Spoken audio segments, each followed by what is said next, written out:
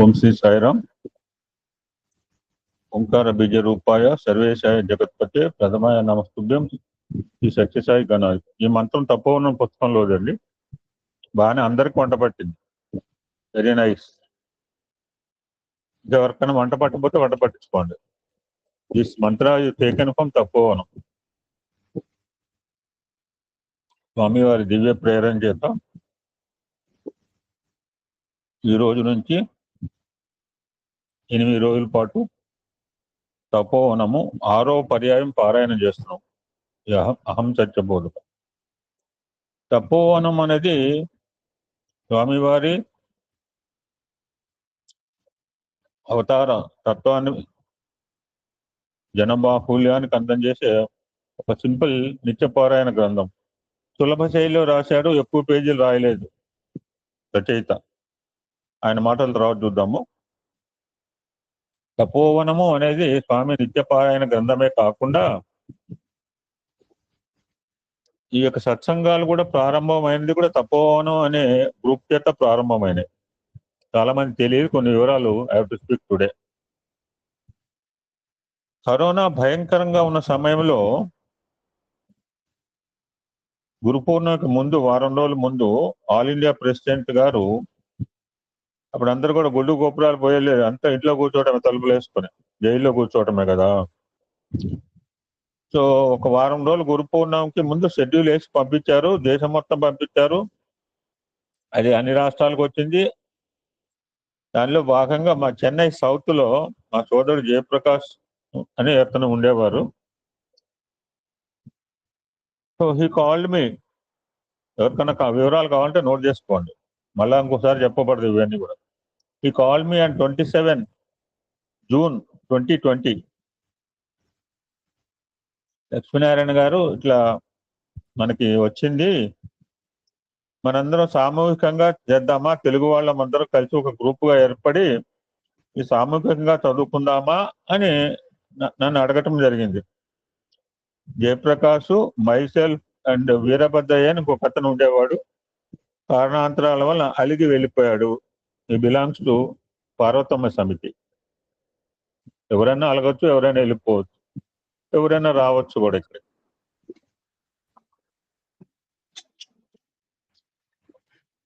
So అడిగాను, timing ఏదండి అని అడిగాను. 10:30 నుంచి పెట్టుకుందామండి, 10:30 to 12 o'clock అంటే అది నాకు చాలా పీక్ టైం అండి. నేను బయటకు వెళ్తాం, బాల వికాస్ చెప్తానికి కూడా, అప్పటికి బాల వికాస్ కూడా చెప్తున్నా, బయట ఆ టైంలో వెళ్ళేవాడిని, లేకపోతే ఏమన్నా సాధన చేసుకుంటాను, ఏమన్నా. ఇది వెరీ ఇంపార్టెంట్ టైం కదండి ఈ టైం అంటే, 10:30 to 12:30. ఇప్పుడంటే అలవాటు అయిపోయింది. ప్రపంచంలో ఎక్కడ ఉన్నా సరే, మంచు కొండల్లో ఉన్నా, అడవిలో ఉన్నా, ఎడారిలో ఉన్నా, ఈ టైంకి సత్సంగాలు నడుస్తున్నాయి. అలవాటు అయిపోయింది మనకి ఇక్కడ. నేను ఏ పరిస్థితిలో ఉన్నా సత్సంగాలు ఆగో. ఆ టైం నాకు కొంచెం డిఫికల్ట్ టైం అండి అంటే, ఆలోచించుకుని చెప్పండి, మనం ముగ్గురు ఉన్నాము, will form a group, Tapovanam అనే గ్రూప్ ఫామ్ చేద్దాము, సో తపోవనం పారాయణం ప్రారంభం చేద్దాము అని అన్నాడు. నేను ఆలోచించాను. నేను ఇక్కడ అప్పుడు ఎక్కడ కూర్చున్నాను, అక్కడ కూర్చొని రాసుకునే ఓం శ్రీ సాయిరామ్ రాసుకోవడమో, లేకపోతే ఏదో పుస్తకం చదివితే నా ఒక్కడికే ఉపయోగపడుతుంది. అప్పటికి నేను చెన్నై వచ్చి 4 సంవత్సరాలు అయింది. తెలుగులో మాట్లాడిన పాపం లేదు. ఏమన్నా ఇంగ్లీష్ సత్సంగాలే, ఎనీ మెసేజ్. పాచాది ఎవరు ఓపెన్ చేశారు చూడు బాబు. సో తెలుగులో మాట్లాడిన పాపం లేదు. సరే తెలుగు అంటున్నాడు కదా, తెలుగు వాళ్ళ కూటమి అంటున్నారు కదా, I said yes immediately. So 28వ తారీఖు ఎస్ అని చెప్తే form a group on 29 June 2020 Tapovanam అనే గ్రూప్ ఫామ్ అయింది. 10-11 మంది ఉంటారు. అందులో ఆ రోజు ప్రారంభంలో ఉన్న వాళ్ళు ఎవరైనా ఉంటే రికలెక్ట్ చేసుకోండి. So we started this Tapovanam పారాయణం ఇన్ తపోవనం గ్రూప్. వారం రోజులు అయిపోయింది, గురు పూర్ణం అయిపోయింది. అప్పుడు చారీ గారు లాంటి వాళ్ళు వీళ్ళందరూ అన్నారు, జయరామ్ ఎలాగో ఇప్పుడు ఏమీ లేవు కదా, భజనలు లేవు, బయటికి పోవటాలు లేవు, ఇది కంటిన్యూ చేద్దాము, కొన్ని రోజులు ఏమైతుంది, కాస్త భజనలు చెప్పుకున్నాము, ఎవరన్నా ఏమన్నా చెప్పండి అని అంటే, ఏం చెప్పాలి ఇప్పుడంటే ఏదని చెప్పొచ్చు. సో ఆ విధంగా ప్రారంభమైన తపోవనం అండి. ఒక అదే తపోవనం పేరుతో అదే సంవత్సరంలో ఇంకా అదే పని కదా, ఇప్పుడు ఏముంది, ఫస్ట్ పారాయణ స్టార్ట్ చేసింది జూన్ 29, ఎండింగ్ డేట్ జూలై 5వ తారీఖు ఫస్ట్ టైం. సరే కొన్ని రోజులు నడిపాము, మళ్ళా ఏం నడిపాం తర్వాత చెప్తా సందర్భం వచ్చినప్పుడు. మళ్ళీ సెకండ్ టైము అదే సంవత్సరం ఆగస్టు 18వ తారీఖు నాడు ప్రారంభం చేశాము. నడవాలి కదా రోజు, ఇప్పుడంటే అలవాటైపోయింది తత్వం కాదు. 18 ఆగస్టు మొదలుపెట్టి 25 ఆగస్టు సెకండ్ టైం పారాయణం చేశామండి. అలాగ నడుస్తోంది సత్సంగాలు, నడుస్తూ కనీసం బర్త్డే దాకా నడుపుదాం ఉన్నారు త్యారీ గారు. సరే బర్త్డే దాకా వచ్చాము. మళ్ళీ బర్త్డే ముందు 3వ పర్యాయం అదే సంవత్సరం 15, 11, 20, 20 ప్రారంభించాము. బర్త్డే ముందు 22, 11, 20, 20 8 రోజులు పట్టిందండి. సో 22వ తారీఖు నాడు మా సోదరుడు, అప్పుడు ఉదయం సత్సంగాలు సాయంత్రం సత్సంగాలు 2 నడిచేవండి ప్యారలల్ గా. ఈవినింగ్ కూడా నడిచేవాళ్ళం, కొంతమంది తెలుసు, బయట ఒక భక్తుల చేత సత్సంగాలు పెట్టించేవాళ్ళము. సో 22వ తారీఖు నాడు we have some break for this group అని మెసేజ్ పెట్టాడు మా సోదరుడు జయప్రకాష్ గారు. ఆయన కూడా స్వామి ఏ రోజైతే ఫిజికల్ గా దేహాన్ని వదిలిపెట్టాడు అదే రోజు దేహాన్ని వదిలిపెట్టాడు అని స్వామిలో కలిశాడు జయప్రకాష్. కొంతమంది కన్నా తెలుసు, జేపీ అంటుంటారు ఆయన. నాకు ఆప్త మిత్రుడు, అనుంగ సోదరుడు. మా ఇంటికి వచ్చి చాలాసార్లు భజన చేశాడు మా ఇంట్లో సాయి జీవధారలో. Swami you to send go and do bhajan at Sai Jeevadhara. పరిగెత్తుకొచ్చేవాడు 10-12 కిలోమీటర్లు ఆయన ఇల్లు. సో ఆ విధంగా 146 రోజులు సాగిందండి తపోవనం పేరు మీద. సో ఆ రోజు 22, 11, 20, 20. సో 20 బర్త్డే నుంచి నో సత్సంగాలు. సో నాకు లోపల అనిపించింది, వీళ్ళు కూడా సరే ఎవరేమంటారు, ఆయన లీడర్ అప్పుడు, యజమాని, మేమంతగా కార్మికులం. ఇప్పుడు కూడా నేను కార్మికునే, ఇప్పుడే యజమాని కాదు. వీళ్ళే అనుకుంటున్నారు అహం సత్యబోధక ఏదో. ఆమె కార్మికుడు అండి, నేను ఈ కర్మాగారంలో నేను ఒక కార్మికుడిని. I want to continue it.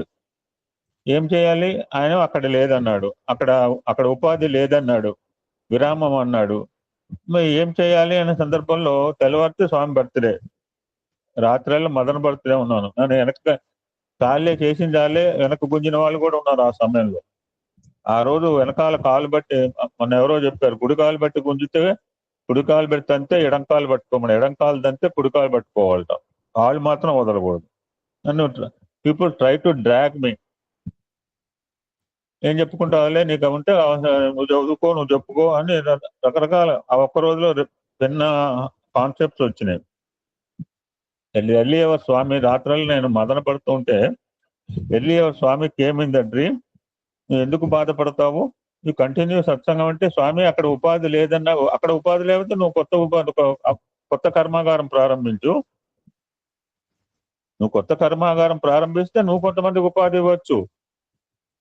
ఏం పెట్టాలంటే అహం సత్య బోధక పెట్టు.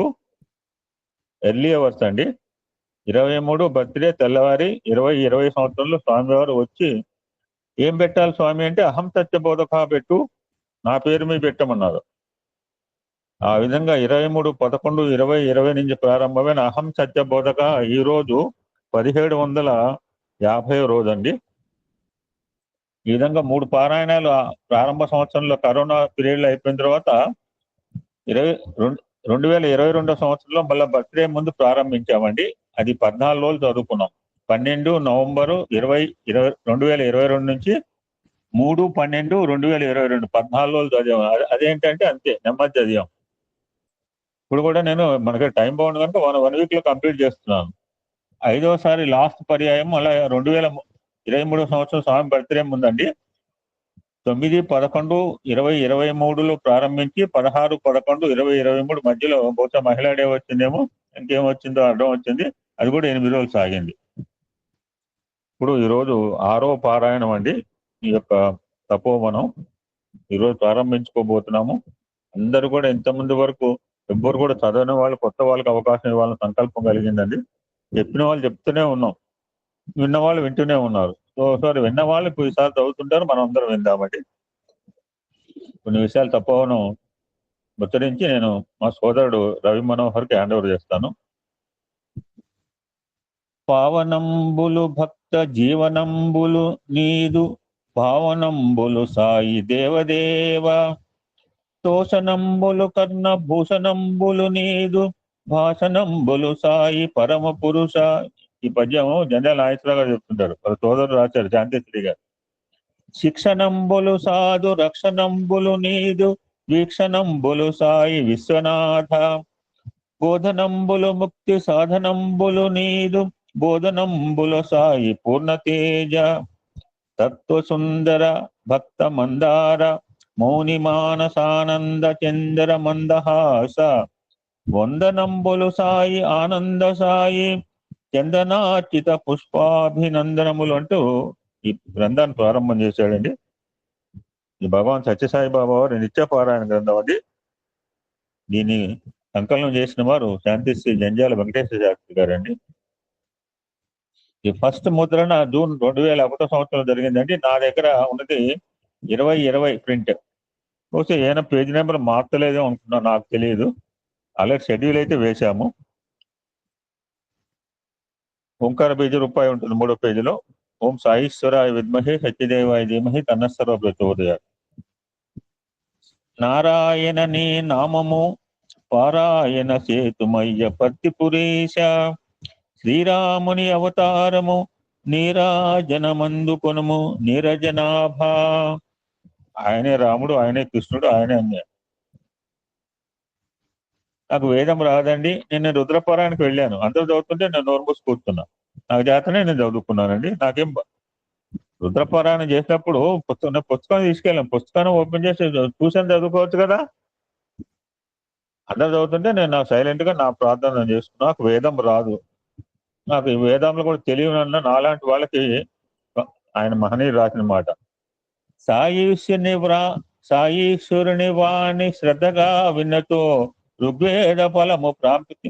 మీరెవ్వరు మాట్లాడినా చదివినా ప్రతి అక్షరం కూడా జాగ్రత్తగా వింటానండి. ప్రతి అక్షరం తప్పువైనా మేము మిమ్మల్ని అడుగుతుంటాం. చాలా శ్రద్ధగా వింటా సాయీశ్వరు. ఇది నాకు ఋగ్వేద ఫలం వచ్చినట్టే. సాయీశ్వరుని ధర్మసరణిపై పోవ యజుర్వేద సారము జురినట్లే. దీనికి యాక్టరు, డైరెక్టరు, అన్నిటి కంపోజర్ అన్ని కూడా భగవానుడే. ఆయన ఏం చెప్తే అక్కడ నడుస్తుంది. ఇక్కడ మందంటూ ఏం లేదు, ఎవరిది ఏం లేదు. ఇక్కడ మొత్తం సొత్తంతా, ఈ సొమ్మంతా ఆయనదే. సాయీశ్వరుని సత్య సంస్కృతిగా వింప సామవేద చేయము. ఆయన గురించిన భావన లేకపోతే మనకి వేరే ఆలోచనలు ఏముంటాయండి. ఇప్పుడు కూడా సేవ చేసి వచ్చాము, పొద్దున్నే వెళ్ళి సేవ చేసి వచ్చాము, ఇప్పుడు మళ్ళీ ఇక్కడ కూర్చున్నాము. ఇవాళ కూడా ఇదేనా సాగుతుంటే. సాయీశ్వరుని సేవ చేయాలితో అథర్వణ వేదము తరచినట్లే. నేను ఒక్కనే కాదు, అందరు కూడా 4 వేదాల సారాన్ని ఎంజాయ్ చేస్తున్నారు. సాయి నవసూత్ర సాయి నవబోధ ఋగ్ యజు సామ మంత్ర వేద దుగ్ధాబ్ది చిలికిన వెన్నపూస. Who follow the 9 code of conduct. Swami యొక్క అన్ని యొక్క వేదాల సారాన్ని మనం పాటించినట్టు. అట్టి శ్రీ సత్య సాయి పాదాబ్జములకు జ్ఞానమర్దించి వందన శతము చేతు. శ్రీ బి రామరాజు గారని హైదరాబాద్ అండి, స్వామి డివోటి. ఆయన ఈ పుస్తకానికి ప్రారంభ వాక్యాలు రాశారు. ఇది ఆయన రాసింది 4/5/2001. బుక్ ప్రింటింగ్ ఎప్పుడని చెప్పాను? ఫస్ట్ ముద్రన జూన్ 2001. ఆయన ఏం చెప్పాడో చూద్దాం. మరొక అన్నాసాహెబ్ దబోల్కర్. ఈ అన్నాసాహెబ్ దబోల్కర్ అంటే షిరిడి సాయి యొక్క అత్యంత రాసిన ఆయన పేరు అనమాట. ధర్మ సంస్థాపనకై భగవంతుడు యుగ యుగాల్లో అవతరిస్తుంటానని మాట ఇచ్చినాడు. భగవత్ అవతార తత్వం మానవ మాత్రలకు దురవబోధం. భగవత్ అవతారాలు అనేక విధాలని, కొన్ని సంపూర్ణ అవతారాలని, కొన్ని అంశావతారాలని, కొన్ని ఆవేశ అవతారాలని.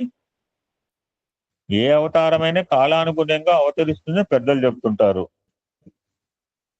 భారతదేశంలోనే భగవంతుడు అవతరిస్తాడని, ఇతర చోట్ల భగవద్ అంశ సంభూతులైన ప్రవక్తలు, మహాత్ములు, తత్వవేత్తలు, సత్పురుషులు ప్రభవిస్తారని అంటారు. భారతదేశంలో ఇతపూర్వం ప్రభవించిన అవతారాలన్నిటికంటే ఒక విశిష్టమైన అవతారం నేటి భగవాన్ సత్యసాయి బాబా అవతారం. పూర్వ అవతారాల ప్రశస్తి ఆనాటి పరిమిత భారతీయులు మాత్రమే తెలుసు. కానీ ఈ సత్యసాయి బాబా వారి ప్రశస్తి ఈనాటి ప్రపంచానికి అంతటికీ తెలిసిపోయింది. కనుక పూర్వయుగాల మానవుల కంటే ఈనాటి కలియుగ మానవులే అది. మనమే చాలా మంది బాధపడుతున్నాం. అరే నేను కృతయుగంలో పుట్టలేదే, రాముడి కాలంలో పుట్టలేదే, కృష్ణుడి కాలం, వాళ్ళందరికంటే కూడా మనం ధన్యజీవులు అని చెప్తున్నాడు మహనీయుడు.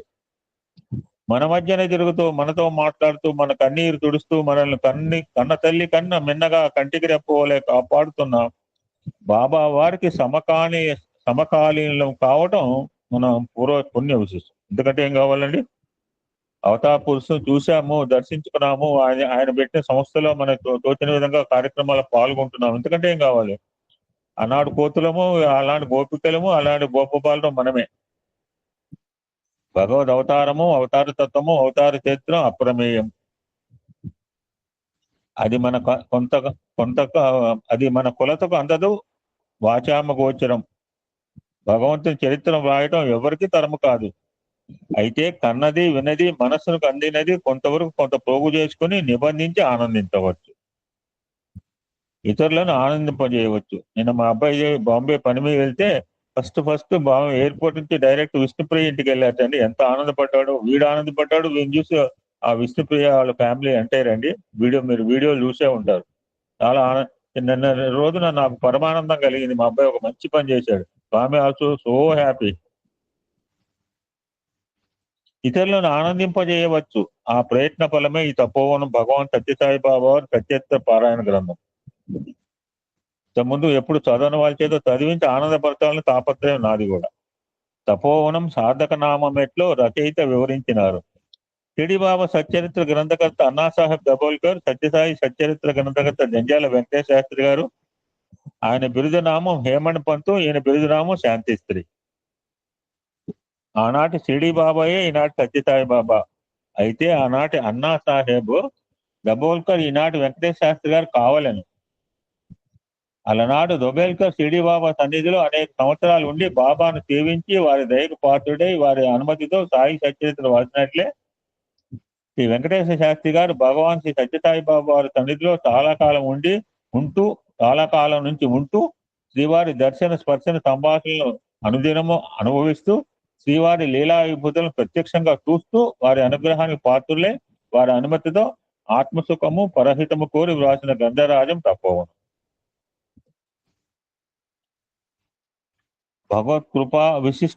భగవత్ కృపావిస్తులైన శాంతిశ్రీ గారు సత్యసాయి సచ్చరిత్రమనే ఆకాశ గంగను ఏతమెత్తి మనందరికీ పంచుతున్న ధన్యులు. ఆయన రాయబట్టి మనం ప్రపంచంలో అన్ని భాషల్లో అనువాదం చేసుకుని రోజు చదివే వాళ్ళు కూడా ఉన్నారు.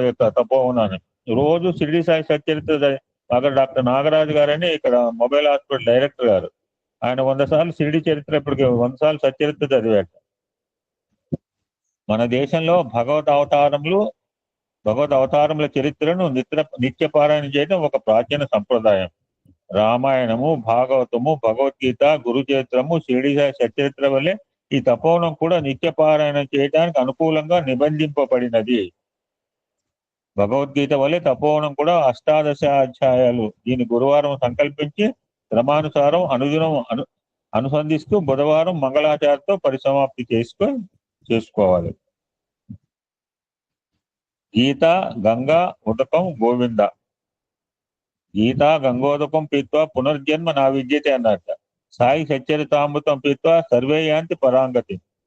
ఈ అమృత గంగలో మనం ఓలలాడే అవకాశం కల్పించిన శాంతిశ్రీ జంజాల వెంకటేశ్వర శాస్త్రి గారు బహుశ్రుతులు, బహుళ గ్రంథకర్తలు, చేయి తిరిగినవి పండిత కవులు. వారికి మన కృతజ్ఞత పాత్రలు. ఆ విధంగా స్వామివారి దివ్య చరిత్రని ఎవరు సంపూర్ణంగా చెప్తారని ఎవరు చెప్పలేరు. ఈ గ్రంథం సూక్ష్మంలో మోక్షం. మనకేం అవతార తత్వం మనకేం అర్థమవుతుందండి అని పక్కన కూర్చుంటే ఉపయోగం లేదు. అర్థం చేసుకున్నంత వరకు అర్థం చేసుకోవాలా. మనకేం గోచరం అవుతుందండి అని మనం మిట్ట వేదాంతం చెప్పకూడదు. అందుకనే ఈ పారాయణ గ్రంథం సూక్ష్మంలో మోక్షం, సమస్త మానవాళికి ఉపదేశం. సత్యసాయి చరిత్ర సంపూర్ణముగా చెప్ప తరము కాదు గద విధాతకైన తీయ తేన సొనల తెలుగు మాటలలోను చెప్పే మనకు శాంతి శ్రీ బుధుండు. వ్రాసినది సాయి చరితము, వాసిగా వ్రాయించే సాయి వాచవులారు దోషిల్ల కొలది త్రావుడు శ్వాసాడేడునంతవరకు సాంత్వన పరులై. ఆ చివరు శ్వాస కూడా స్వామి చింతనలో పోవాలని అనుకున్న మహనీయులు చాలా మంది ఉన్నారు ఈ భూ ప్రపంచంలో. అందులో మన సోదరిమణి ప్రత్యక్షంగా కనపడుతుంది. శాంతిశ్రీ గారి తపోవనం భాషా శైలి సులభ సుందరం, భగవద్లీలారస బంధురం. తపోవనం గురించి ఈ 4 మాటల అవకాశం నాకు కలిగించిన శాంతిశ్రీ గారికి ధన్యవాదములు, హార్దిక వందనాలు. వారి ఈ విధంగా నన్ను సుకృతుని చేయటం బాబా వారి దయ అని బి రామరాజు గారు ప్రారంభ వాక్యాలు రాశారు. నెక్స్ట్ ఒక విన్నపంతో then I can hand over. ఈ రచయిత చెప్తున్నాడండి ఇప్పుడు తన మనసులో భావాలు. కొన్ని పుస్తకాల్లో లేదు ఇది. భగవాన్ సత్యసాయి బాబా వారి తొలి దర్శనం నా జీవితంలో మరవలేని మధుర ఘటన. ఆనాడు నాకు ఒక గొప్ప దివ్యానుభూతి కలిగింది. సమ్మోహనపరిచే వారి రూపము, అనిర్వచనమైన ఆకర్షణ, కోటి తల్లుల ప్రేమ, పరిపూర్ణ ఇవన్నీ మనకి ఎవ్రీబడి ఎంజాయ్డే. ఆత్మీయత నన్ను ఎక్కువగా ఆకర్షించాయి. ప్రథమ సమావేశంలోని బాబా నన్ను ప్రతిరోజు 1 గంట సేపు ప్రశాంతి నిలైన మందిరంలో శ్రీమద్ భాగవతంపై ఉపన్యాసాలు ఇవ్వవలసిందిగా ఆదేశించారు. నేను దిగ్భ్రాంతి చెందాను. అలాగే అని చెప్పడానికి భయము, సంకోచం కలిగాయి. పర్వాలేదులే, నేను ఉండగా నీకెందుకు భయం, నా వంక ఎంతో ప్రేమగా చూస్తూ అన్నారు బాబా. నిజమే, ఉపన్యాసాలు ఇస్తున్నట్టు బాబా నా వెంటే ఉన్నారు. లేకుంటే ఏదో విద్యార్థులకు పాఠాలు చెప్పుకునే నేను ఎందరో విద్వాంసుల మధ్య పవిత్ర ప్రశాంతి మందిరంలో 2.5 సంవత్సరం నాకు ఇది బాగా వంట పట్టిందండి. ఆయన చెప్తుండేవాడు, నాగేశ్వరరావు గారు, జంజాల నాగేశ్వరరావు గారు. మా అన్నయ్య గారు 2.5 సంవత్సరాల పాటు చేశారంటే నాకు కూడా లోపల కోరిక ఉండేది. కనీసం 2.5 సంవత్సరాలన్నా అహం సత్యబోధగా నడిస్తే బాగుండు అనుకున్నా. స్వామి ఇప్పుడు రేపు జూన్ వస్తే 5 సంవత్సరాలు అవుతుందండి. 2.5 సంవత్సరాల పాటు శ్రీమద్ భాగవతంపై ఉపన్యాసించగలనా? నామమాత్రానికే నేను భాగవతం చదవటం, నా ద్వారా స్వామియే భాగవతం పలికిన సంగతి నాకు తెలుసు. వారే నా ఉపన్యాసాలకు వక్త, శ్రోత, అంతేకాదు విషయ వస్తువు కూడా వారే. లేకపోతే మనకి 5 సంవత్సరాల పాటు సత్సంగాలు సాగుతున్నాయంటే ఎంత మ్యాటర్ ఉండాలని. 5 సంవత్సరాలు సత్సంగాలు చెప్పడం అంటే సామాన్య విషయం కాదండి బాబు. రోజులు గడుస్తున్న కొలది వారు ఎవరో ఒక సాధారణ స్వామియో లేక గొప్ప ఋషియో కాదని సాక్షాత్ భగవంతుడే నాకు అవగతమైంది. వారే పరమశివుడు, భగవద్రూపిణి శక్తి, శ్రీరామచంద్రుడు, శ్రీకృష్ణ పరమాత్మ. నిజానికి సర్వదేవతలను తమలో సమాహితం చేసుకుని పరమాత్మ వారు సర్వదేవతాతీత స్వరూపులు, సర్వధర్మముల సారం. సమయం గడిచిన కొలది నాకు అతి సన్నిహిత స్నేహితుడు, బంధువు, గురువు, సర్వము స్వామి అనిపించసాగింది. ఏకోహం బహుశ్యాం. వారి మాటలు, చేతలు ఈ వేదవాక్యాన్ని నిరూపించసాగాయి.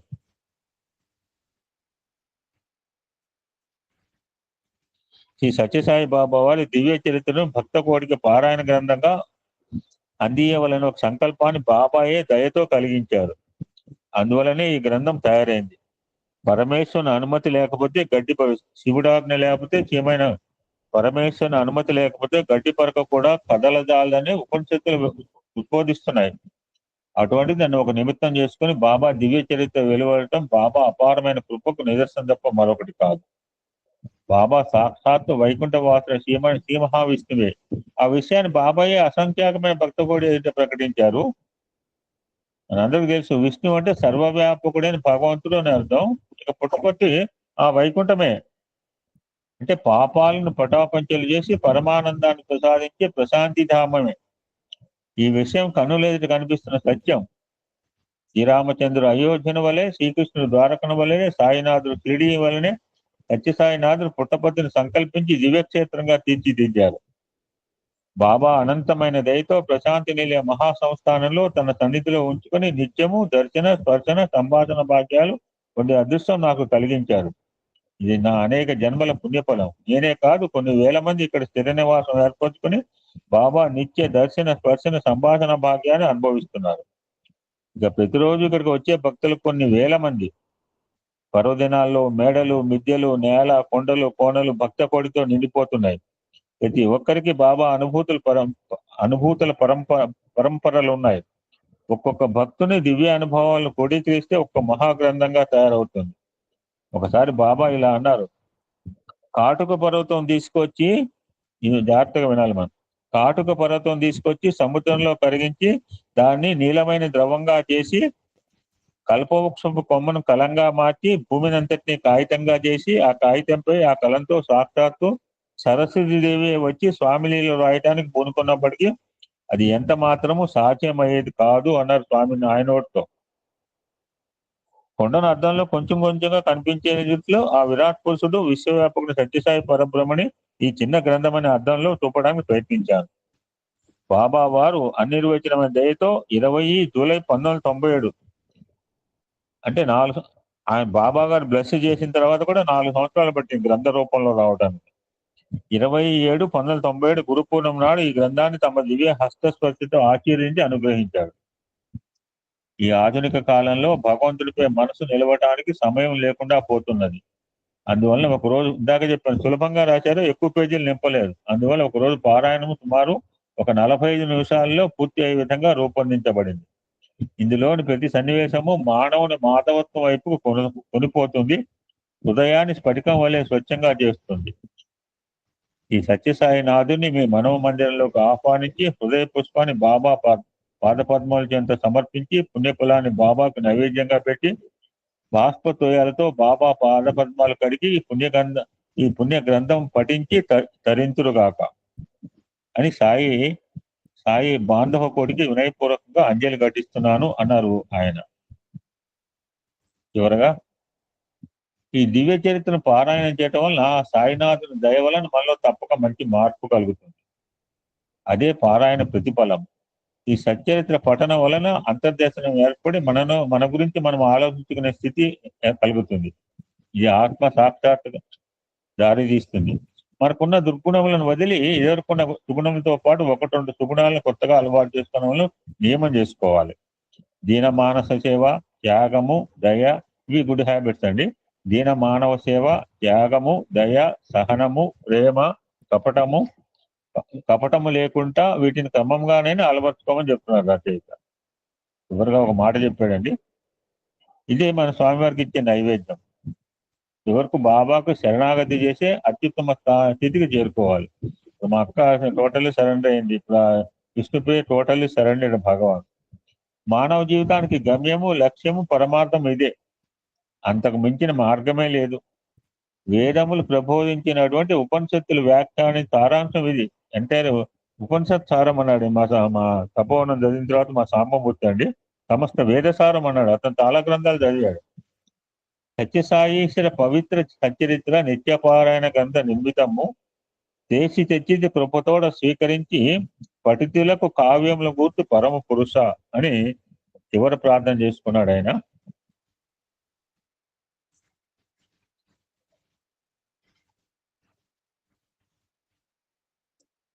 శ్రీ సాయి దేవాయ శ్రీలోకనాథాయ పరమేశ్వరాయ తుభ్యం నమోస్తు. జయ సాయి రామాయ జనగణ క్షేమాయ పత్తీశ్వరాయ తుభ్యం నమోస్తు. ఓంకార రూపాయ పంచేరుహాక్షాయ పరమార్థదాయ తుభ్యం నమోస్తు. కారుణ్య హృదయాయ కళ్యాణ వరదాయ పరదైవతాయ తుభ్యం నమోస్తు. భక్తజన కల్ప వృక్షాయ పావనాయ అఖిల దోషహరాయ దివ్య ప్రభాయ అక్షయానంద నిలయాయ అచ్యుతాయ వర్తి సాయీశ్వరాయ తుభ్యం నమోస్తు. చివరగా అండి,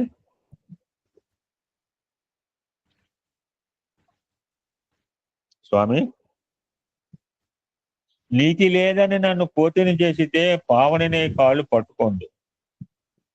దయ లేదంటూ నన్ను దానవం చేసితే అలా విభూషుండే కలుసుకొందు.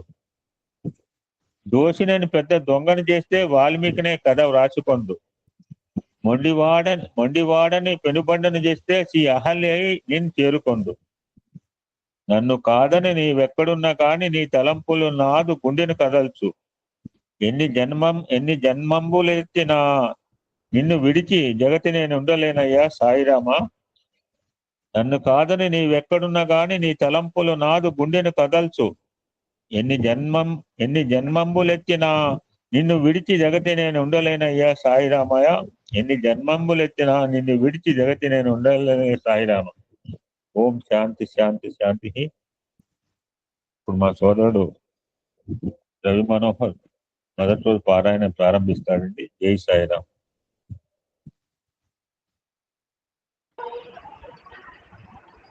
ఓం శ్రీ సాయిరామ్.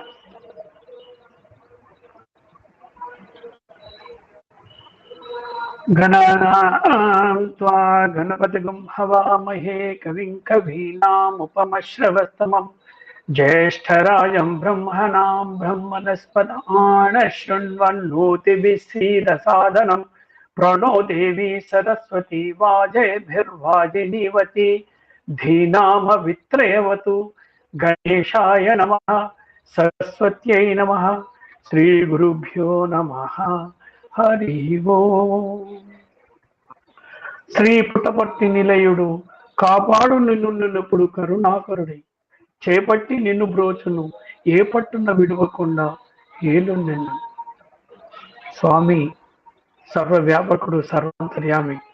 మనల్ని ఎన్నో కష్టాల నుండి, ఎన్నో బాధల నుండి మనల్ని ఇంటా వింటా జంట ఉండి మనం కాపాడుతున్నటువంటి స్వామికి నమస్సుమాంజలు సమర్పించుకుంటూ, జగము సాయిమయము ఈ యుగము సాయి యుగము, శ్రీ సత్య సాయి బాబా సాక్షాత్ అవతార పురుషుడు. ఆ ప్రేమమూర్తి మహిమ క్రమముగా పుట్టపర్తి నుంచి బయలుదేరి ధర్మవరం చేరి అచ్చటి నుంచి అనంతపురము మీదుగా కొండలు కోనలు నదులు సముద్రములు దాటి మహానగరములతో సహా విశ్వమంతటా విస్తరించింది. ఫలితంగా కొండల చాటుననున్న చిన్నారి పుట్టపర్తి ఇప్పుడు సకల శోభలతో దివ్య క్షేత్రంగా మారిపోయింది.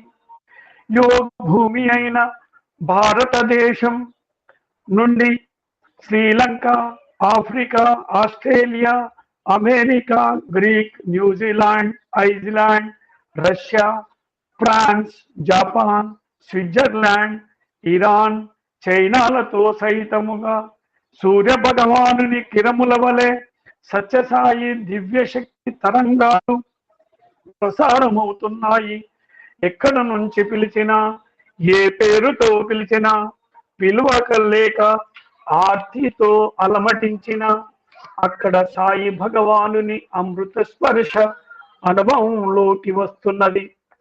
అందువల్ల మానవులంతా చిన్న పిల్లలు తల్లిని చేరినట్లు ఆ జగన్మాతను దర్శించుకునటం కోసం తహతహలాడిపోతూ పుట్టపర్తికి తరలి వస్తున్నారు. బాబా పరబ్రహ్మ స్వరూపము తన సన్నిధికి చేరి నా పుణ్యాత్ములకు కొందరికి రామభద్రుడుగా, కొందరికి శ్యామసుందరుడుగా, కొందరికి మహావిష్ణువుగా, కొందరికి గణపతిగా, కొందరికి సుబ్రహ్మణ్య స్వామిగా, కొందరికి పరమశివుడుగా, కొందరికి దుర్గా భవానిగా, కొందరికి షిరిడి సాయి ప్రభువుగా, కొందరికి దత్తాత్రేయుడుగా, కొందరికి బుద్ధ భగవానుడుగా, కొందరికి యేసుక్రీస్తుగా దర్శనం ప్రసాదించి అనుభూతి కలిగించి బాబా తాను సర్వదేవతాతీత స్వరూపుడనని నిరూపణ చేస్తున్నారు. దీనికి ఉదాహరణముగా ఒకరోజు జాన్ హిస్లోప్ గారికి స్వామి జ్యోతిర్మయ దర్శనం ప్రసాదించారు. శాస్త్రి గారికి, పురుషోత్తమ యోగి గారికి బదరీ యాత్రలో జ్యోతిర్మయ దర్శనం చూపించారు. సృష్టి స్థితి లయములు బాబా ఆధీనంలో ఉన్నాయనే విషయము బాబా భక్తులకు అందరికీ తెలిసినదే. ఒకనాడు ఒక భక్తునితో బాబా భవర్ణము సృష్టిని, గవర్ణము రక్షణమును, వవర్ణము లయమును సూచిస్తాయి. ఈ మూడు శక్తులు కలిగిన వాడు భగవానుడు అనే నా రహస్యము అన్నారు. దానికి దృష్టాంతరముగా ఒకరోజు జరిగినటువంటి సంఘటనను మనం గుర్తు చేసుకుందాము. ఒక అమెరికా మహిళ స్వామి భక్తురాలు, ఆమె భర్త స్వామి అంటే విశ్వాసం లేనటువంటి వ్యక్తి. ఆ వ్యక్తితోటి కూడా ఆ భక్తురాలు స్వామి దగ్గరికి వచ్చింది. ఇంటర్వ్యూ గదిలో స్వామి వారిని పిలిచారు. స్వామి ఏమి కావాలని ఆ అమెరికన్ వ్యక్తిని అడిగాడు. అతను స్వామిని పరీక్షింపగోరి, స్వామి ఈ వస్తువులు నాకు వద్దు, బ్రతికున్నటువంటి ప్రాణిని ఇవ్వమని అడిగాడు. బాబా 2 చేతులు మూసి ఉంచి ఇదిగో చూడు అన్నారు. మెల్లగా చెయ్యి తెరుస్తుండగా అందులో చిన్న కోతిపిల్ల వచ్చింది. బేబీ మంకీ అనే అమెరికన్ అతను అరవటం పెట్టాడు. ఆ మెల్లగా స్వామి చేతులు పైకి లేపిన కొలది ఆ కోతి పెద్దదైపోయి చెంగున ఇటు అటు ఎగరటం ప్రారంభించింది. దాన్ని చూసి అతను కన్నీరు మున్నీరై, స్వామి ఇక మీ మహిమలు చాలు, ఆ కోతిని చల్లారు నిదానించండి అని చెప్పగా స్వామి మళ్ళా ఆ కోతికి ఒక అరటి పండు సృష్టించి ఆ కోతిని మళ్ళీ అరిచేతిలో ఉంచి మళ్ళా అదే విధంగా కోతి నెత్తి మీద చెయ్యి ఉంచి మెల్లగా అరిచేతిని మాయం చేశారు స్వామి. ఇది చూసిన భక్తుడు కన్నీటి పర్యంతరమై స్వామిని మరీ పరీక్షింపక శరణగతి నొందిన వాడైనాడు. అనంత శక్తి సంపన్నుడు విశ్వవ్యాపకుడైన భగవానుడు మాయా మానుష రూపం ధరించి సత్యసాయిగా మన మధ్య అవతరించారు. భక్తి కర్మ జ్ఞాన మార్గాలలో ప్రవేశిస్తే తప్ప మనం స్వామి భగవతత్వాన్ని గ్రహించలేము. ఆ దివ్య పథంలో సామాన్య మానవులు పయనించేటందుకే స్వామి తన తత్వాన్ని స్వయంగా అప్పుడప్పుడు ప్రకటిస్తూనే ఉన్నారు. ఒకసారి భగవాన్ బాబా నా కోసము కాదు, మీకోసము నేను మీవలే మాట్లాడుతున్నాను, తిరుగుతున్నాను, భుజిస్తున్నాను, మీకు అర్థమయ్యే రీతిగా ప్రవర్తిస్తున్నాను. మీలో ఉండి మీలో ఒక్కడినై మీ విశ్వాసాన్ని, ప్రేమను, విధేయతను చూరగొని మిమ్మల్ని దైవత్వం వైపు మరలిస్తున్నాను. మీలో ఆధ్యాత్మిక జిజ్ఞాస కలిగించడమే నా ఆశయం. మీ నిజతత్వాన్ని తెలుసుకొని తద్వారా ఈ పరమ సత్యాన్ని గుర్తించండి. ఈ చరాచర సృష్టినంతటికి నేనే అంతర్వాహిని, అన్నిటినీ ప్రేరేపించే శక్తిని నేనే జ్ఞానిని, జ్ఞానము జ్ఞేయమును అన్నారు. బాబా ప్రేమతో మానవాళినంతటిని దివ్య మార్గంలో నడపటం కోసం అవతరించారు. అందుకోసం ఎంతో శ్రమిస్తున్నారు, ఎంతో సహనం చూపుతున్నారు, ఎంతో కరుణ చూపిస్తున్నారు. స్వామి ఒకసారి ఏ అవతారము ఈ విధముగా చేయలేదు. గ్రామ సీమలలోని ప్రజల మధ్యకు వెళ్ళటం, నిద్రావస్థలో ఉన్న వారిని మేల్కొల్పటం, స్తబ్దులైన వారిని ఉత్తేజపరచటం, ఆపదలో ఉన్న వారిని ఆదుకోవటం, లక్షలాది మందికి అనుగ్రహం ప్రసాదించటం, సత్య ధర్మ శాంతి ప్రేమ పథములలో నడిపించటం ముందెన్నడూ జరగలేదు. నేను సముద్రమును, మీరు నదుల అలలు, మీరే నేను. మీరు గమ్యము చేరినప్పుడు ఈ సత్యాన్ని గ్రహించగలరు అని ప్రకటించారు. ఎన్నాళ్ళు ఈ బురదలో ఉంటారు, రెక్కలు సంపాదించుకొని ఎగిరిపోండి అంటారు బాబా. ఒక రెక్క నామస్మరణము, ఒక రెక్క దీన జన సేవ. మనము ముక్తి పొందాలంటే స్వామి చెప్పేది ఏమిటంటే, ఒకటి సేవ, ఒకటి నామస్మరణము. ఒక పక్షికి 2 రెక్కల వలె మనము కూడా సేవలు చేస్తూ నామస్మరణ చేస్తూ భగవంతునిలో మనము ఐక్యమవుదాం, భగవంతుని అనుగ్రహాన్ని పొందుదాం. ఈ రెండింటితో ఎటువంటి గాఢమైన ప్రారంధాన్నైనా సరే తొలగించుకొని నిర్మలమైన, నిష్కల్మషమైన, నిరంజనమైన నిత్య స్థితిని మానవుడు చేరుకొనగలడని బాబా అభయ ప్రదానం చేస్తున్నారు. మీ అందరి కష్ట సుఖములు నాకు తెలుసు. కారణము నేను అందరిలోనూ ఉండటమే. ఈ సాయి అనే కరెంటు ప్రతి బల్బులోనూ ప్రవహిస్తున్నది, ప్రతి హృదయంలోనూ నేను ప్రకాశిస్తున్నాను. మీ అందరి హృదయాలలో ఉన్న చైతన్య శక్తిని నేనే అని సత్యసాయినాథుడు బొంబాయిలోని వల్లభబాయి స్టేడియంలో లక్షలాది మంది భక్తుల ఎదుట ప్రకటించారు. నమ్మిన వారికి నమ్మినట్లుగా బాబా ఇంట వెంట జంట కంట ఉండి కాపాడుతున్నారు. ఇది సత్యమైనటువంటి మాట. నాలాంటి వారిని, అభ్యాగతులను, బాధితులను ఎంతో మందిని స్వామి రక్షిస్తూనే ఉన్నారు. ఇది సత్యము. సత్యము. ఇది సత్యసాయి భగవానుని సచ్చరిత్ర. ఇది సత్యసాయి భగవానుని దివ్య చరిత్ర. ఇది సత్యసాయి భగవానుని అనంత మహిమకు అద్దము పట్టే పారమార్థిక గ్రంథము. దీనిని భక్తజనులు భక్తితో పారాయణము చేసి ఆ సాయునాథుని ప్రేమను సంపాదింతురుగాక. ఈ పుణ్య గ్రంథ రచనకు సంకల్పం కలిగించింది శ్రీ సత్యసాయి భగవానుడే. రచింపజేసింది భగవానుడే. రచించింది భగవానుడే. నేను కేవలం నిమిత్త మాత్రుడను. ఈ విధంగా భగవాన్ శ్రీ సత్యసాయి బాబా మహావతార వైభవ కార్యక్రమంలో ఒక చిన్న ఉపకరణంగా స్వామి నన్ను అనుగ్రహించారు. అది నా పూర్వ భాగ్యము. ఇందులోని ప్రతి సన్నివేశము మనలోని అజ్ఞానాంధకారాన్ని పటాపంచలు చేయగలిగిన శక్తి కలిగినటువంటిదే. అందువల్ల ఆత్మ సాక్షాత్కారమునకు ఈ గ్రంథము తోడ్పడగలదు. అందుకు అన్ని వేళల విశ్వమానవ కోటికి చేయూతనిచ్చి సాకవలనని ఆ జగత్ ప్రభువును, ఆ సత్యసాయినాథుణ్ణి మనసారా ప్రార్థిస్తున్నాను.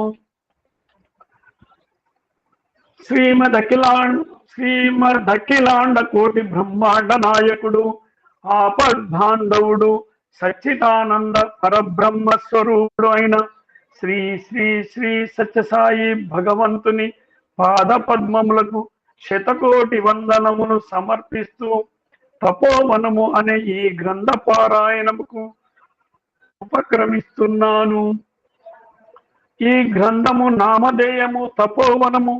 పుట్టపర్తిలో ప్రశాంతి నిలయము నుండి విశ్వవిద్యాలయ కార్యాలయానికి వెళ్ళే పర్వత మార్గంలో ఒక మర్రి చెట్టు ఉంది. అది ధ్యాన వృక్షము. అది తపో వృక్షము. 1959వ సంవత్సరము జూన్ 29వ తేదీ నాడు భగవాన్ శ్రీ సత్యసాయి బాబా వారు బీజాక్షరాలతో కూడిన ఒక తామ్ర పలకము సృష్టించి నేలలో నిక్షిప్తం చేసి ఈ వృక్షాన్ని ప్రతిష్ఠ చేశారు. ఆ సందర్భంలో భక్తులను ఉద్దేశించి భగవాన్ బాబా, ఇది బుద్ధ భగవానుని బోధి వృక్షం, ఇది జ్ఞాన వృక్షం, బాలకృష్ణుడు ప్రళయకాలంలో పవలించిన వటపత్రశాయి అనే నామం ధరించింది. ఈ వటపత్రం వల్లనే భగవద్గీతలో సూచించిన వృక్షం ఇదే. ఇక్కడ తపస్సు చేసిన సాధకులకు కాంక్ష సిద్ధి, కార్యానుకూలత, ఇంద్రియ నిగ్రహం, చిత్తస్థైర్యం లభిస్తాయి అన్నారు. ఈ వృక్షము ప్రతిష్ఠించటం వల్లనే స్వామిని సాధకానుగ్రహ వటవృక్ష ప్రతిష్టాపకాయ నమః అనే నామంతో పూజిస్తున్నాము. ఈ వటవృక్షము అమర వృక్షము. ఇది ఊడలుగా దిగి వేరుని అక్షయంగా అభివృద్ధి పొందుతూ ఉంటుంది. చల్లని నీడనిచ్చి హాయి కలిగిస్తుంది. నిజానికి సమస్త విశ్వానికి శాంతిని కలిగిస్తూ వ్యాపిస్తున్నటువంటి జీవిత ప్రయాణంలో అలసి సొలసిన ఆర్తులకు, జిజ్ఞాసులకు, అర్ధార్థులకు, జ్ఞానులకు పరమ ప్రశాంతిని ప్రసాదిస్తున్నటువంటి సత్యసాయి భగవానుడే అసలు తపోవృక్షము. ప్రశాంతి నిలయమే తపోవనం. ప్రశాంతి నిలయ నిర్మాణం ఆరంభించక ముందు ఒకనాడు ఆ కొండల ప్రదేశంలో నిలబడిన భగవాన్ బాబా నోటి నుండి ఈ దివ్యవాక్కులు వెలువడ్డాయి. ఈ ప్రదేశం త్వరలోనే ఒక షిరిడీగా, ఒక తిరుపతిగా, ఒక వారణాసిగా రూపొందుతుంది. వేల కొలది యోగులు, సాధువులు, జిజ్ఞాసువులు ఈ క్షేత్రానికి వచ్చి ఆత్మశాంతిని, మోక్షాన్ని పొందుతారు. ఇచ్చట నుండే సనాతన ధర్మోద్ధరణ కార్యక్రమం ఆరంభమవుతుంది. ప్రపంచం నలుమూలల నుంచి లక్షలాది మంది నన్ను వెతుక్కుంటూ ఇక్కడకు వస్తారు. ఆ అనంతమైన జనసందోహం చివరన నిలబడి ఉన్నవారు దూరం నుంచి చిన్న చుక్కలా కనిపించే ఈ కాషాయ రంగును చూసి తాము ధన్యులమయ్యామని భావిస్తారు. స్వామి ఈ మాటలన్న అనతి కాలములోనే ప్రశాంతి నిలయము ఏర్పడింది. విశిష్టమైన ప్రశాంతి మందిరం, మహాగోపురం, భక్తజనులకు అనేక అంతస్తుల ప్రసాదాలు ఏర్పడినాయి. ప్రశాంతి నిలయము పట్టణవాటిగా అయింది. పూర్ణచంద్ర సభాసదనం, సాయి కుల్వంత్ హాలు వెలిశాయి. ఇది మానవులందరూ అద్భుతమైన ప్రశాంతిని పొందే ఒక దేవాలయము, ఒక చర్చి, ఒక మసీదు, ఒక యూదుల ప్రార్థనా మందిరము. మానవ రూపంలో అవతరించిన భగవంతుని అపారమైన ప్రేమలో లీనమై అత్యున్నతమైన ప్రశాంతిని ఇక్కడ అందరూ పొందవచ్చు. ప్రతి మానవుని హృదయము ప్రశాంతి నిలయంగా మారటమే నా లక్ష్యం. ఈ లక్ష్యం నెరవేర్చటం కోసమే నా ఈ అవతారం వచ్చింది అన్నారు భగవాన్ బాబా. ఎవరు ఏ దైవమునైనా సరే ఇక్కడ స్వేచ్ఛగా హాయిగా ధ్యానించుకొనవచ్చు. ఎవరు ఆటంకపరచరు. ఈ అవకాశము ఈ విశ్వం మొత్తంలో ఎక్కడా లేదు. అందుకే ఇది విశ్వ తపోవనం. ఇక్కడ తపస్సిద్ధి చాలా త్వరగా కలుగుతుంది. నిరాకారుడైనటువంటి పరబ్రహ్మ స్వరూపుడు నరాకారుడై ఇక్కడ నడయాడుతున్నాడు. నీవు తపస్సు చేస్తూ కూర్చో చాలు, భగవంతుడే నీ ముందుకు వస్తాడు, నీ ఎదుట నిలబడతాడు, మందహాసం చేస్తాడు, నీతో మధుర భాషణ చేస్తాడు, నిన్ను స్పృశిస్తాడు, నిన్ను ఆశీర్వదిస్తాడు, నీలో దివ్యానందానుభూతిని కుమ్మరిస్తాడు. ఈ తపోవనంలోకి ప్రవేశించటం జన్మ జన్మల అదృష్టం వల్ల మాత్రమే కలుగుతుంది. అందుకే భగవాన్ బాబా అంటారు, నా సంకల్పం లేనిదే ఎవ్వరు పుట్టపర్తిలో అడుగు పెట్టలేరు, యాదృచ్ఛికంగా ఎవ్వరూ ఇక్కడికి రాలేరు అని. ఇది అక్షరాల నిజం. ప్రపంచంలోని ఎన్నో ఖండాల వారు, ఎన్నో దేశాల వారు, ఎన్నో జాతుల వారు, ఎన్నో భాషల వారు అశాంతిని పోగొట్టుకొనడం కోసం ఇక్కడికి వస్తున్నారు. పరమ ప్రశాంతిని పొందుతున్నారు. ఇది వరకు వారు చేసిన తపస్సుకు, ఆధ్యాత్మిక సాధనకు ఇక్కడ భగవత్ సాక్షాత్కారం అనే ఫలితము పొందుతున్నారు. వారు సాయినాథుడు ప్రసాదించే వరాలను అందుకుంటున్నారు. ఇప్పటి నుండి ఇప్పటి వరకు తపస్సు, ఆధ్యాత్మిక సాధన చేయని వారు సత్యసాయినాథుణ్ణి దర్శించిన దగ్గర నుంచి వివిధ విధాలైన సాధనలకు పూనుకుంటున్నారు. ఇది కళ్ళ ఎదుట కనిపిస్తున్న సత్యం. ఈ అనేక కారణాల వల్ల ఈ గ్రంథానికి తపోవనం అని పేరు పెట్టబడింది. అందుకు కారణాంతరంగుడైన సత్యసాయినాథుడు అపారమైన అనుగ్రహంతో ఆశీర్వదించారు.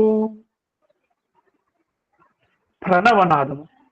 పుట్టపర్తి దివ్యక్షేత్రం చుట్టూ ఎటు చూసిన కొండలు, పవిత్రమైన వాతావరణంలో ఋషులు తపస్సు చేసుకుంటున్నట్లుగా ఉంటాయి. అదిగో అది బ్రహ్మముహూర్త సమయము. చల్లగా మలయ పవనాలు వీస్తున్నాయి. విహంగాలు కిలకిలా రావాలు చేస్తున్నాయి. ప్రశాంతి నిలయ ప్రాంగణంలో 5 గంటలకు మహారాష్ట్రకు చెందిన నాసిక్ నివాసి పోల్కోర్ మహాశయుడు 12 గంటలు మ్రోగించాడు. ప్రశాంతి నిలయ సంస్థానంలోని కార్యక్రమాలు ఆరంభమైనాయి. సాధకులు, భక్తులు నిశ్శబ్దంగా నిలయములోని మంటపంలోనికి వచ్చి కూర్చున్నారు.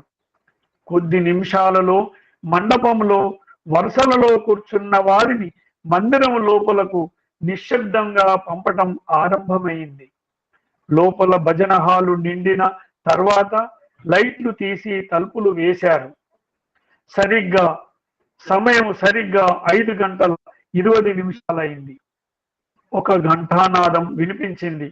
భక్తులు శృతిహితంగా శాంత స్వరంతో ఆత్మను పరమాత్మతో అనుసంధానము చేసే ఓంకారాన్ని పలుకసాగారు.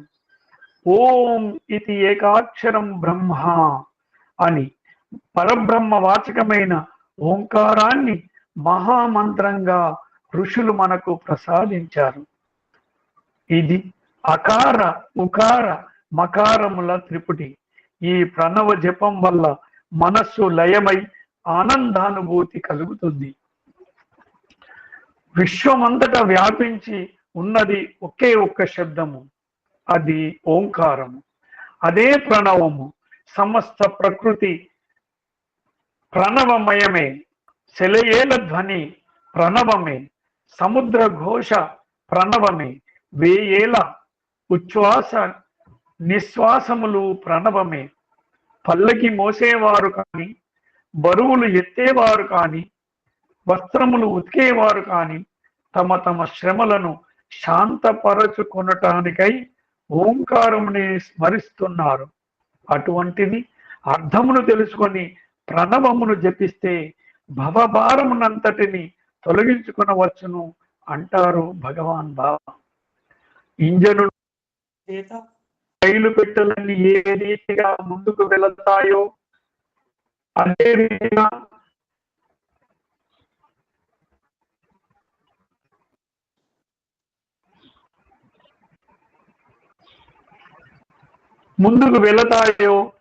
రీతిగా ప్రణవం వల్లనే సకల మంత్రాలు శక్తిమంతంగా కదులుతున్నాయి. ఒక్క ప్రణవమును మనము ఉచ్చరిస్తే సర్వవేద సారమును మనము ఉచ్చరించినట్లే. అటువంటి ఆనంద ప్రాప్తిని కలిగించే ఓంకారం 21 పర్యాయములు జపించబడింది. ఆధ్యాత్మ తరంగాలు ప్రభాత వాయు తరంగాలతో కలిసి అనంతరము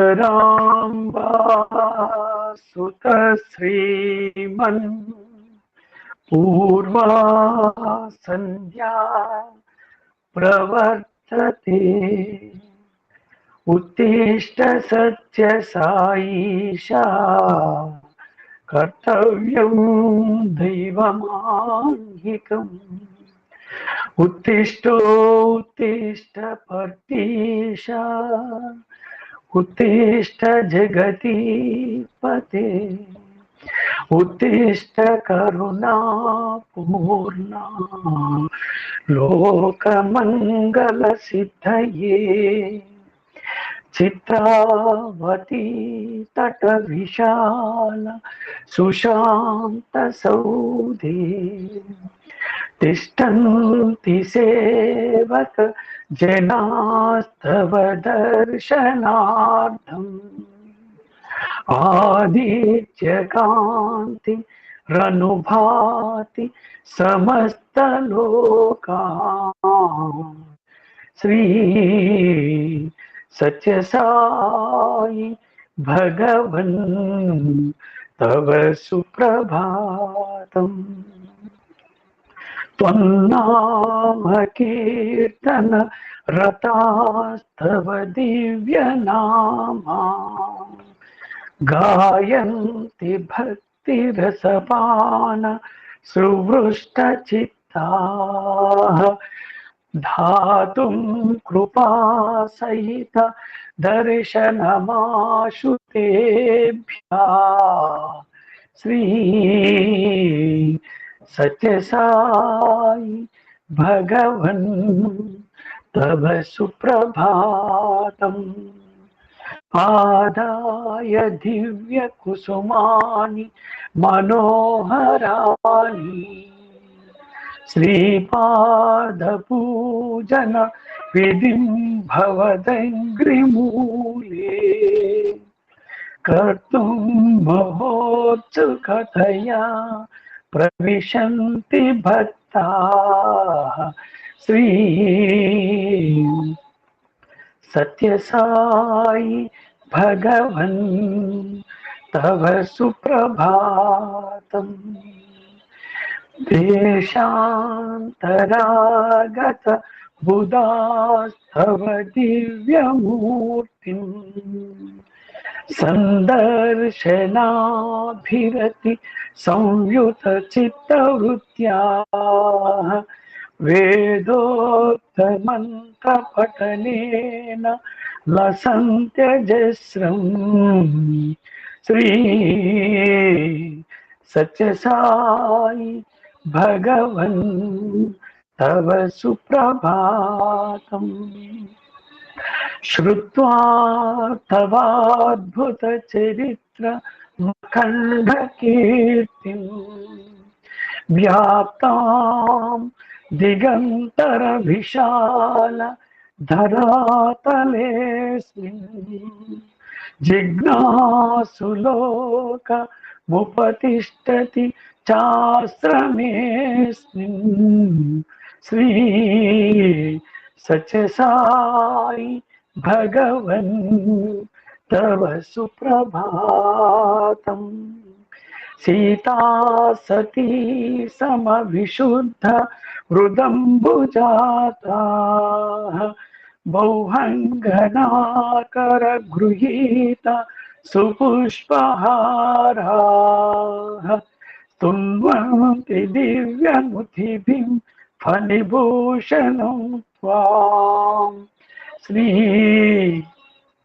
సత్యసాయి భగవన్ తవ సుప్రభాతం సుప్రభాతమిదం పుణ్యం హే పఠంతి దినే దినే తే విశంతి పరం ధామ జ్ఞాన విజ్ఞాన శోభిత మంగళం గురుదేవాయ మంగళం జ్ఞానదాయినే మంగళం పర్తివాసాయ మంగళం సత్యసాయినే. ఈ విధంగా ఉదయం 5:20 సుప్రభాతాన్ని ప్రశాంత్ నిలయం మందిరంలో చేస్తుంటారు. దీని అర్థాన్ని ఒకసారి మనం తెలుసుకుందాం. ఈశ్వరాంబసుతుడైన వెలిసినటువంటి ఓ సత్యసాయి భగవానుడా, ప్రాత సంధ్య ప్రవర్తనది దైవికములకు దైవికానుష్ఠానములు నిర్వర్తించుటకై లెమ్ము. ఓ పుట్టపర్తి ప్రభువా లెమ్ము. ఓ జగద్రక్షక లెమ్ము. ఓ దయాపూర్ణ లోక కళ్యాణము ఉనగూర్చుటకై లెమ్ము. చిత్రావతి నది తటముననున్న విశాలమగు ప్రశాంతి సౌధమున భక్తజనులు నీ దర్శనమునకై నిలిచి ఉన్నారు. సూర్యక్రాంతి సమస్త లోకములను ప్రకాశింపచేయుచున్నది. నీ నామ కీర్తనమునందు ఆసక్తి గల భక్తులు భక్తి రసామృతము పానము చే సంతుష్ట చిత్తులై దయతో నిండిన మీ దర్శన భాగ్యము అర్థించి మీ దివ్య నామమును గానము చేయుచున్నారు. ఓ సత్యసాయి భగవానుడా, నీకు సుప్రభాతం. భక్తులు మహోత్సవముతో మనోహరములకు దివ్య కుసుమములను తెచ్చి మీ పాద పూజా విధిని నిర్వర్తించుటకై తమ చరణ మూలములను చేరి ఉన్నారు. దేశాంతరముల నుండి వచ్చిన పండితులు తమ దివ్యమూర్తిని సందర్శించు కోరికతో నిండిన మనోభావములతో వేద మంత్రములను అనవతరము వర్ణించుచున్నారు. దిగ్దిగాంతరముల యందును ఈ విశాల భూమండలమునందును వ్యాపించిన తమ అఖండ కీర్తిని అద్భుత చరిత్రమును విని జిజ్ఞాసులు జనము ఈ ఆశ్రమమును చేరి ఉన్నారు. పరమ సాధ్వియగు సీతను బోలిన పవిత్ర హృదయులైన మహిళామూర్తులెందరో చేతులందు మనోహరములగు పుష్పహారములను ధరించి దివ్యములగు స్తోత్రములతో నిన్ను ఫణిమాషుడవని శివుడవని స్తుతిస్తున్నారు. ఓ సత్యసాయి భగవానుడా, నీకు సుప్రభాతం. పవిత్రమైన ఈ సుప్రభాతమును ప్రతిదినము ఎవరు పఠించెదరో వారు జ్ఞాన విజ్ఞాన శోభితులై ఉత్తమ లోకమును పొందెదరు. గురుదేవునకు మంగళం, జ్ఞానప్రదాతకు మంగళము, పుట్టపర్తి వాసునకు మంగళము. ఓం శ్రీ సాయిరాం. సర్వసాక్షి అయిన భగవంతుని మేల్కొల్పట పలుకటం వింత కదా. అసలు భగవంతుడు నిద్రిస్తేనే కదా మేలుకొల్పు అవసరం. మరి ఈ సుప్రభాతము ఎందుకొరకు? తల్లి వంటి నిద్ర ఒడి నుండి మేల్కొన్న మనలో వివేకమును మేల్కొల్పటమే ఈ సుప్రభాతం యొక్క ఉద్దేశము.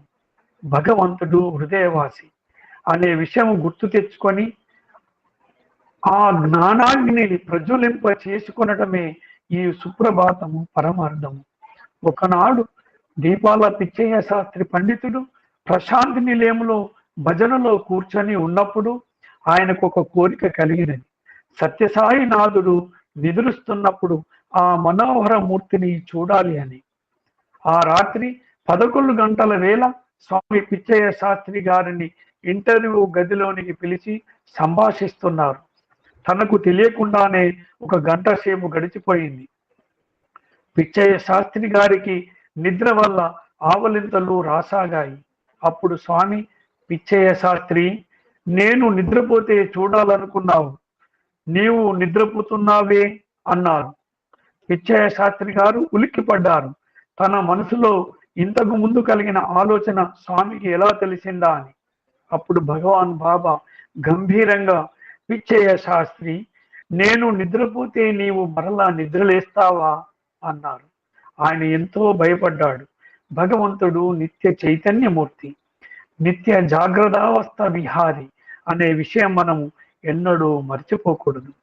ప్రభాత సమయంలో ప్రశాంతి నిలయం ఆవరణలో విహంగాలు కిలకిలా రావాలు చేస్తుండగా, చల్లని గాలిలో వేద పండితులు శృతిహితంగా వేద పఠనం చేస్తుండగా, తరువాత స్త్రీలు, ఆ తరువాత పురుషులు మృదంగం, కంజీర, తాళాలతో నామ సంకీర్తనం చేస్తూ స్వామి మందిరము చుట్టి రావటం ఒక మధురమైన అనుభవమే. శ్రీ సత్యసాయి బాబా సుమారు 10 సంవత్సరాల వయసులో సత్యనారాయణ రాజుగా ఉన్నప్పుడే 18 మంది బాలులను చేర్చుకొని పుట్టపర్తిలో శ్రీ పాండురంగ భజన మండలిని ఏర్పాటు చేశారు. బాలురంతా దివ్య బాలుడన్న సత్యము నాయకత్వంలో ప్రత్యేకమైన దుస్తులను ధరించి జెండాలను పట్టుకొని తాళములతో గ్రామమంతా సంచరిస్తూ సంకీర్తన చేసేవారు. దీపస్తంభం నెత్తుకొని వీధులలో భజనలు చేస్తూ ఆ వాతావరణం అంతటిని పవిత్రం మనరించేవారు. చుట్టుపక్కల గ్రామాలన్నీ కలరా, స్ఫోటకం వంటి వ్యాధులతో నిండి జనులు మృత్యుపాలవుతున్న దశలో పుట్టపర్తిలో ప్రజలు సుఖంగా జీవితం గడుపుతున్న కారణం శ్రీ సత్యం ప్రవేశపెట్టిన పాండురంగ భజన మహిమయేనని అందరూ గ్రహించాలి.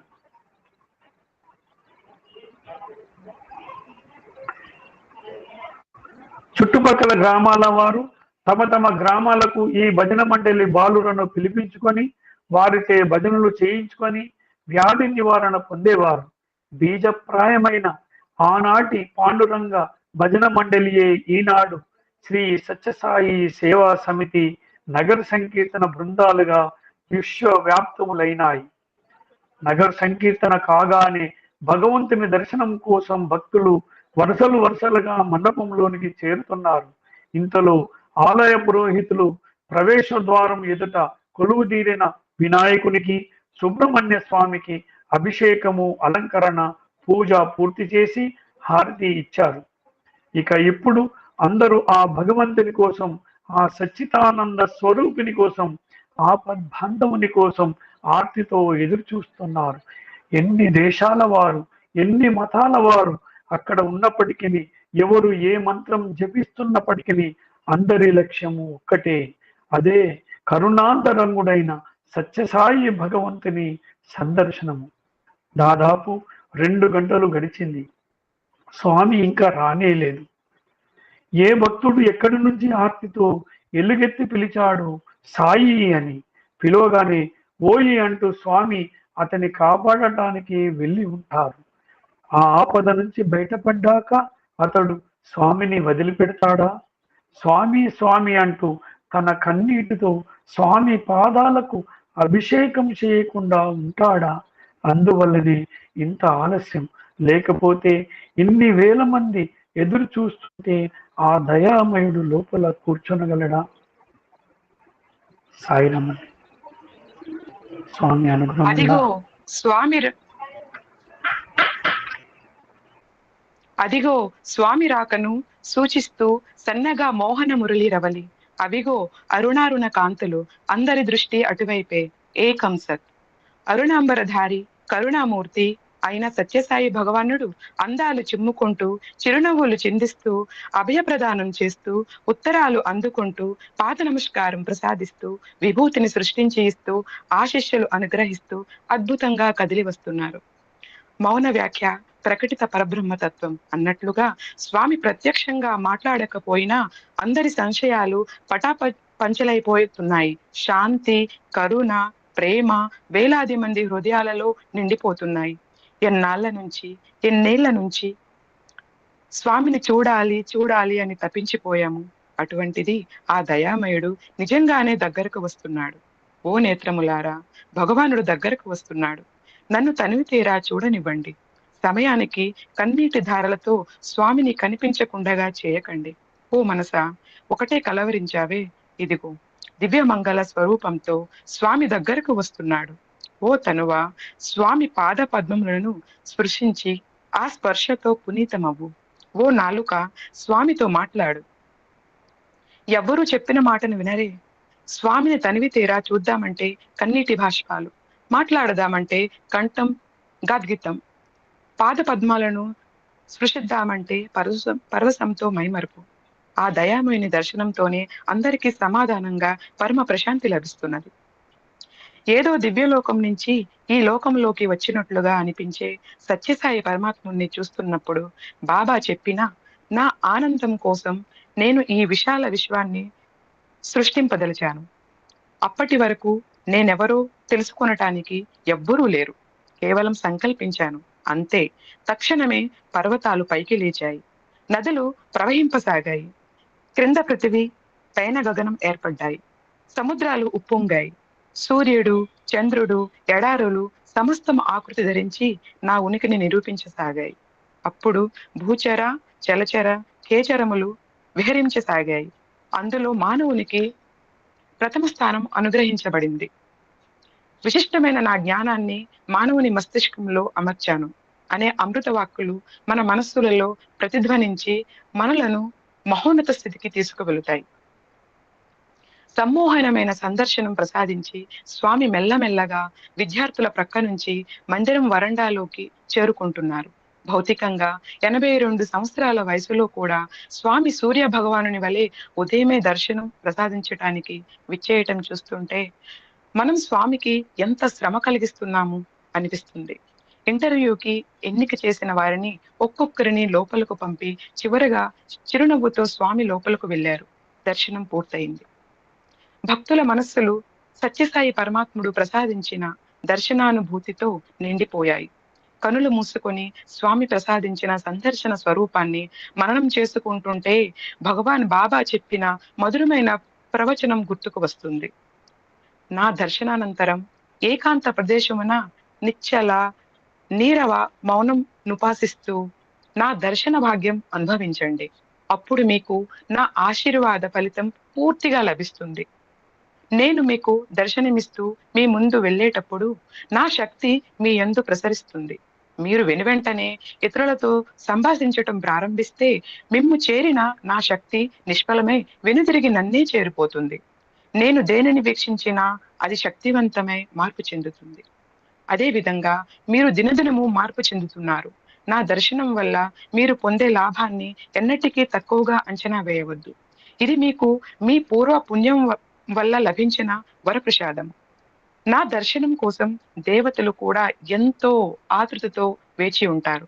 ఇంతటి దర్శన భాగ్యం మీకు సులభంగా దినదినం లభిస్తున్నది.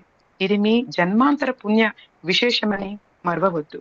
సరి అయిన సమయాసన్నమైనప్పుడు నేను మీకిచ్చిన దీవెనలు పుష్పించి ఫలిస్తాయి. ఎంత అద్భుతమైన అభిభాషణం ఇది! నా దర్శనం కోసం దేవతలు కూడా ఎదురు చూస్తుంటారు అనే మాటను విన్నప్పుడు కొన్ని పరమాద్భుతమైన సన్నివేశాలు గుర్తుకొస్తాయి. షిరిడి సాయినాథుని దివ్య సన్నిధిలో కొన్నాళ్ళు ఉండి స్వామిని ప్రత్యక్షంగా చూసి స్వామితో సంభాషించిన ధన్యురాలు గాలి శారదాదేవి.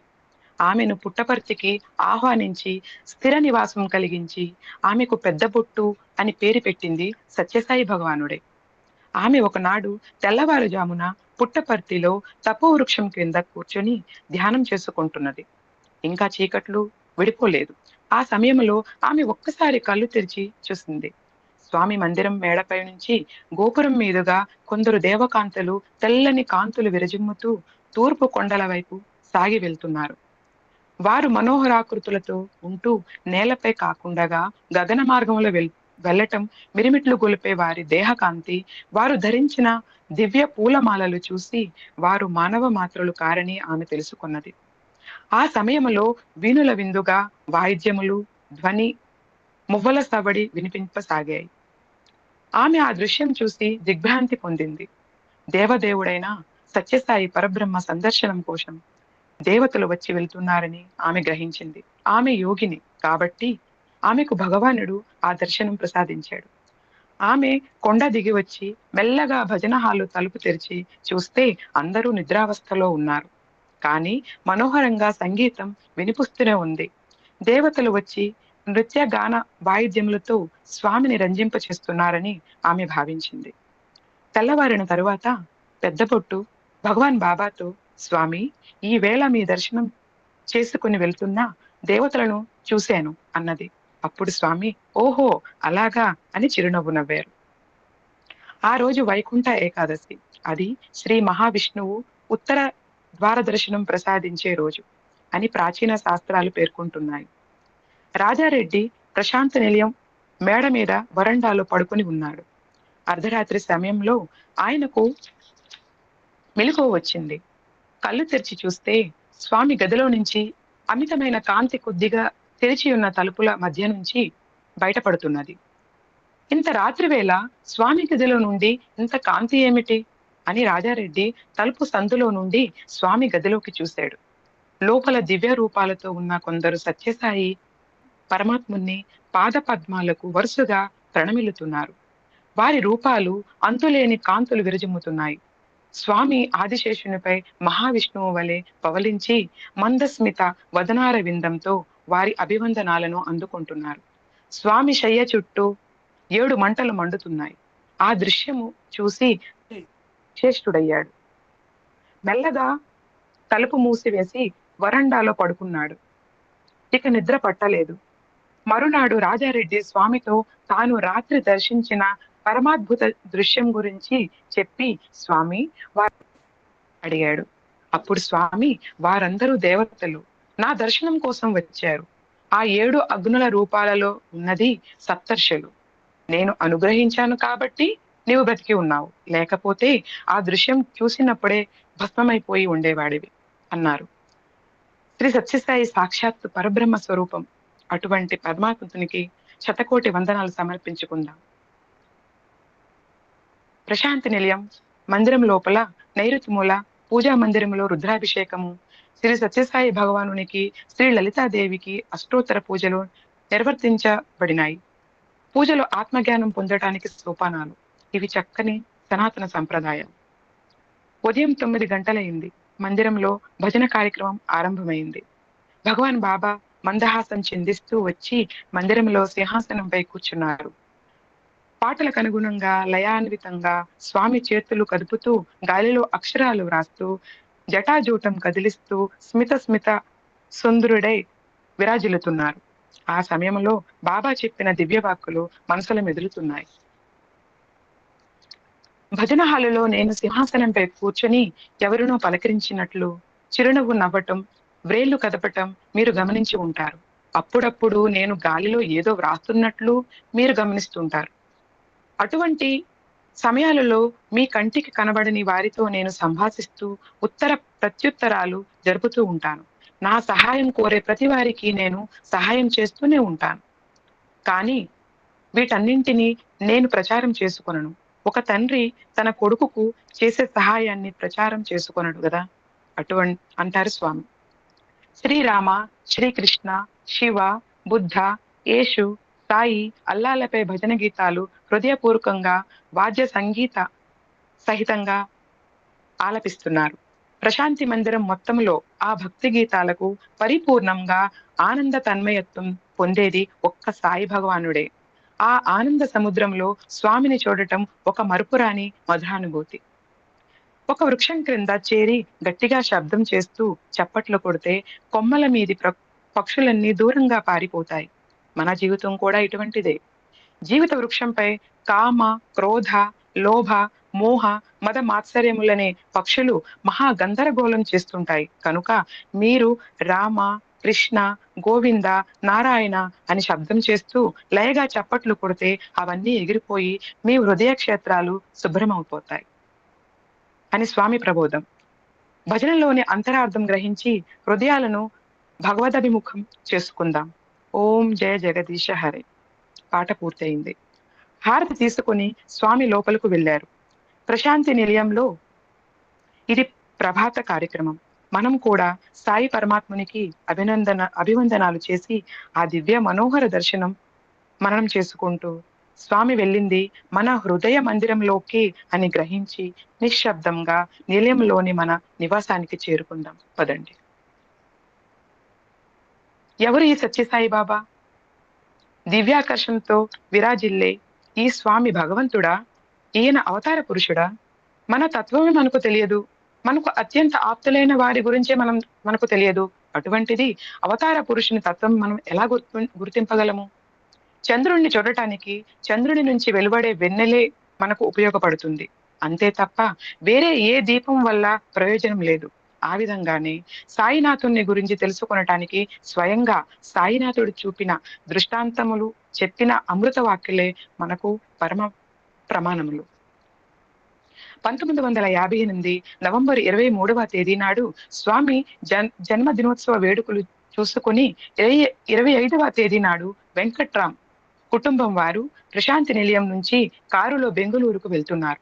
దారిలో బాగేపల్లి అనే గ్రామం దగ్గరకు వచ్చిన తర్వాత కారులో ఆ కుటుంబంలోని గీత సుధా అనే చిన్న పాపకు ఊపిరి నిలిచిపోయి చనిపోయింది.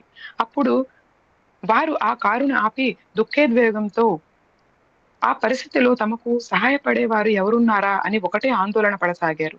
అప్పుడు భగవాన్ బాబా ఒక ముసలి రైతు రూపంలో ఆ కారు దగ్గరకు వెళ్లి ఆ బిడ్డను తన చేతిలోనికి తీసుకున్నారు.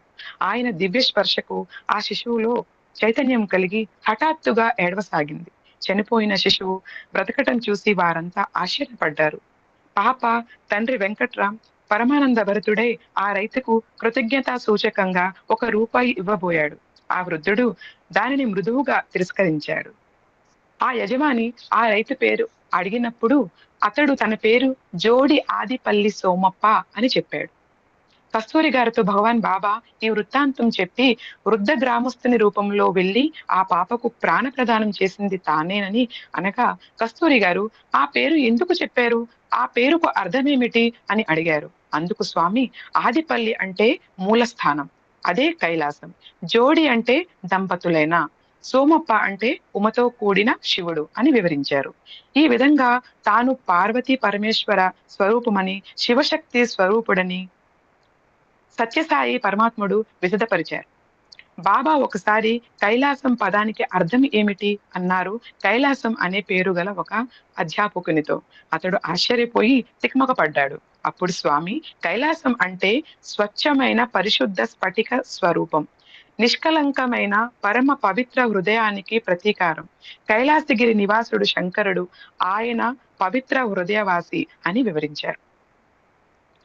ఒకనాడు భగవాన్ బాబా చిత్రావతి సైకతాలలో భక్తులతో పాటు విహరిస్తున్నారు. మధురంగా నవ్వుతూ మనోహరంగా నడుస్తున్న స్వామిని చూసి చోడవరం గ్రామానికి చెందిన ఒక వ్యక్తి, స్వామి, ఒక ఫోటో తీస్తాను మిమ్మల్ని అంటూ కెమెరాతో సిద్ధమయ్యాడు. స్వామి వద్దు బంగారు వద్దు అంటూనే ఉన్నారు. ఆ వ్యక్తి ఫోటో తీయనే తీశాడు.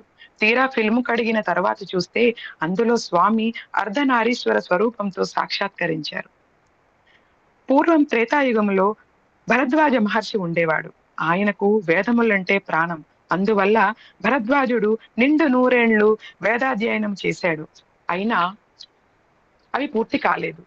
వేదములు అనంతములని గ్రహించి ఆ మహర్షి దేవేంద్రుని గూర్చి తపస్సు చేయగా ఆయన ప్రత్యక్షమై మహర్షితో, భరద్వాజ, వేదములను సమగ్రంగా అధ్యయనం చేయటం నీ తరము కాదు.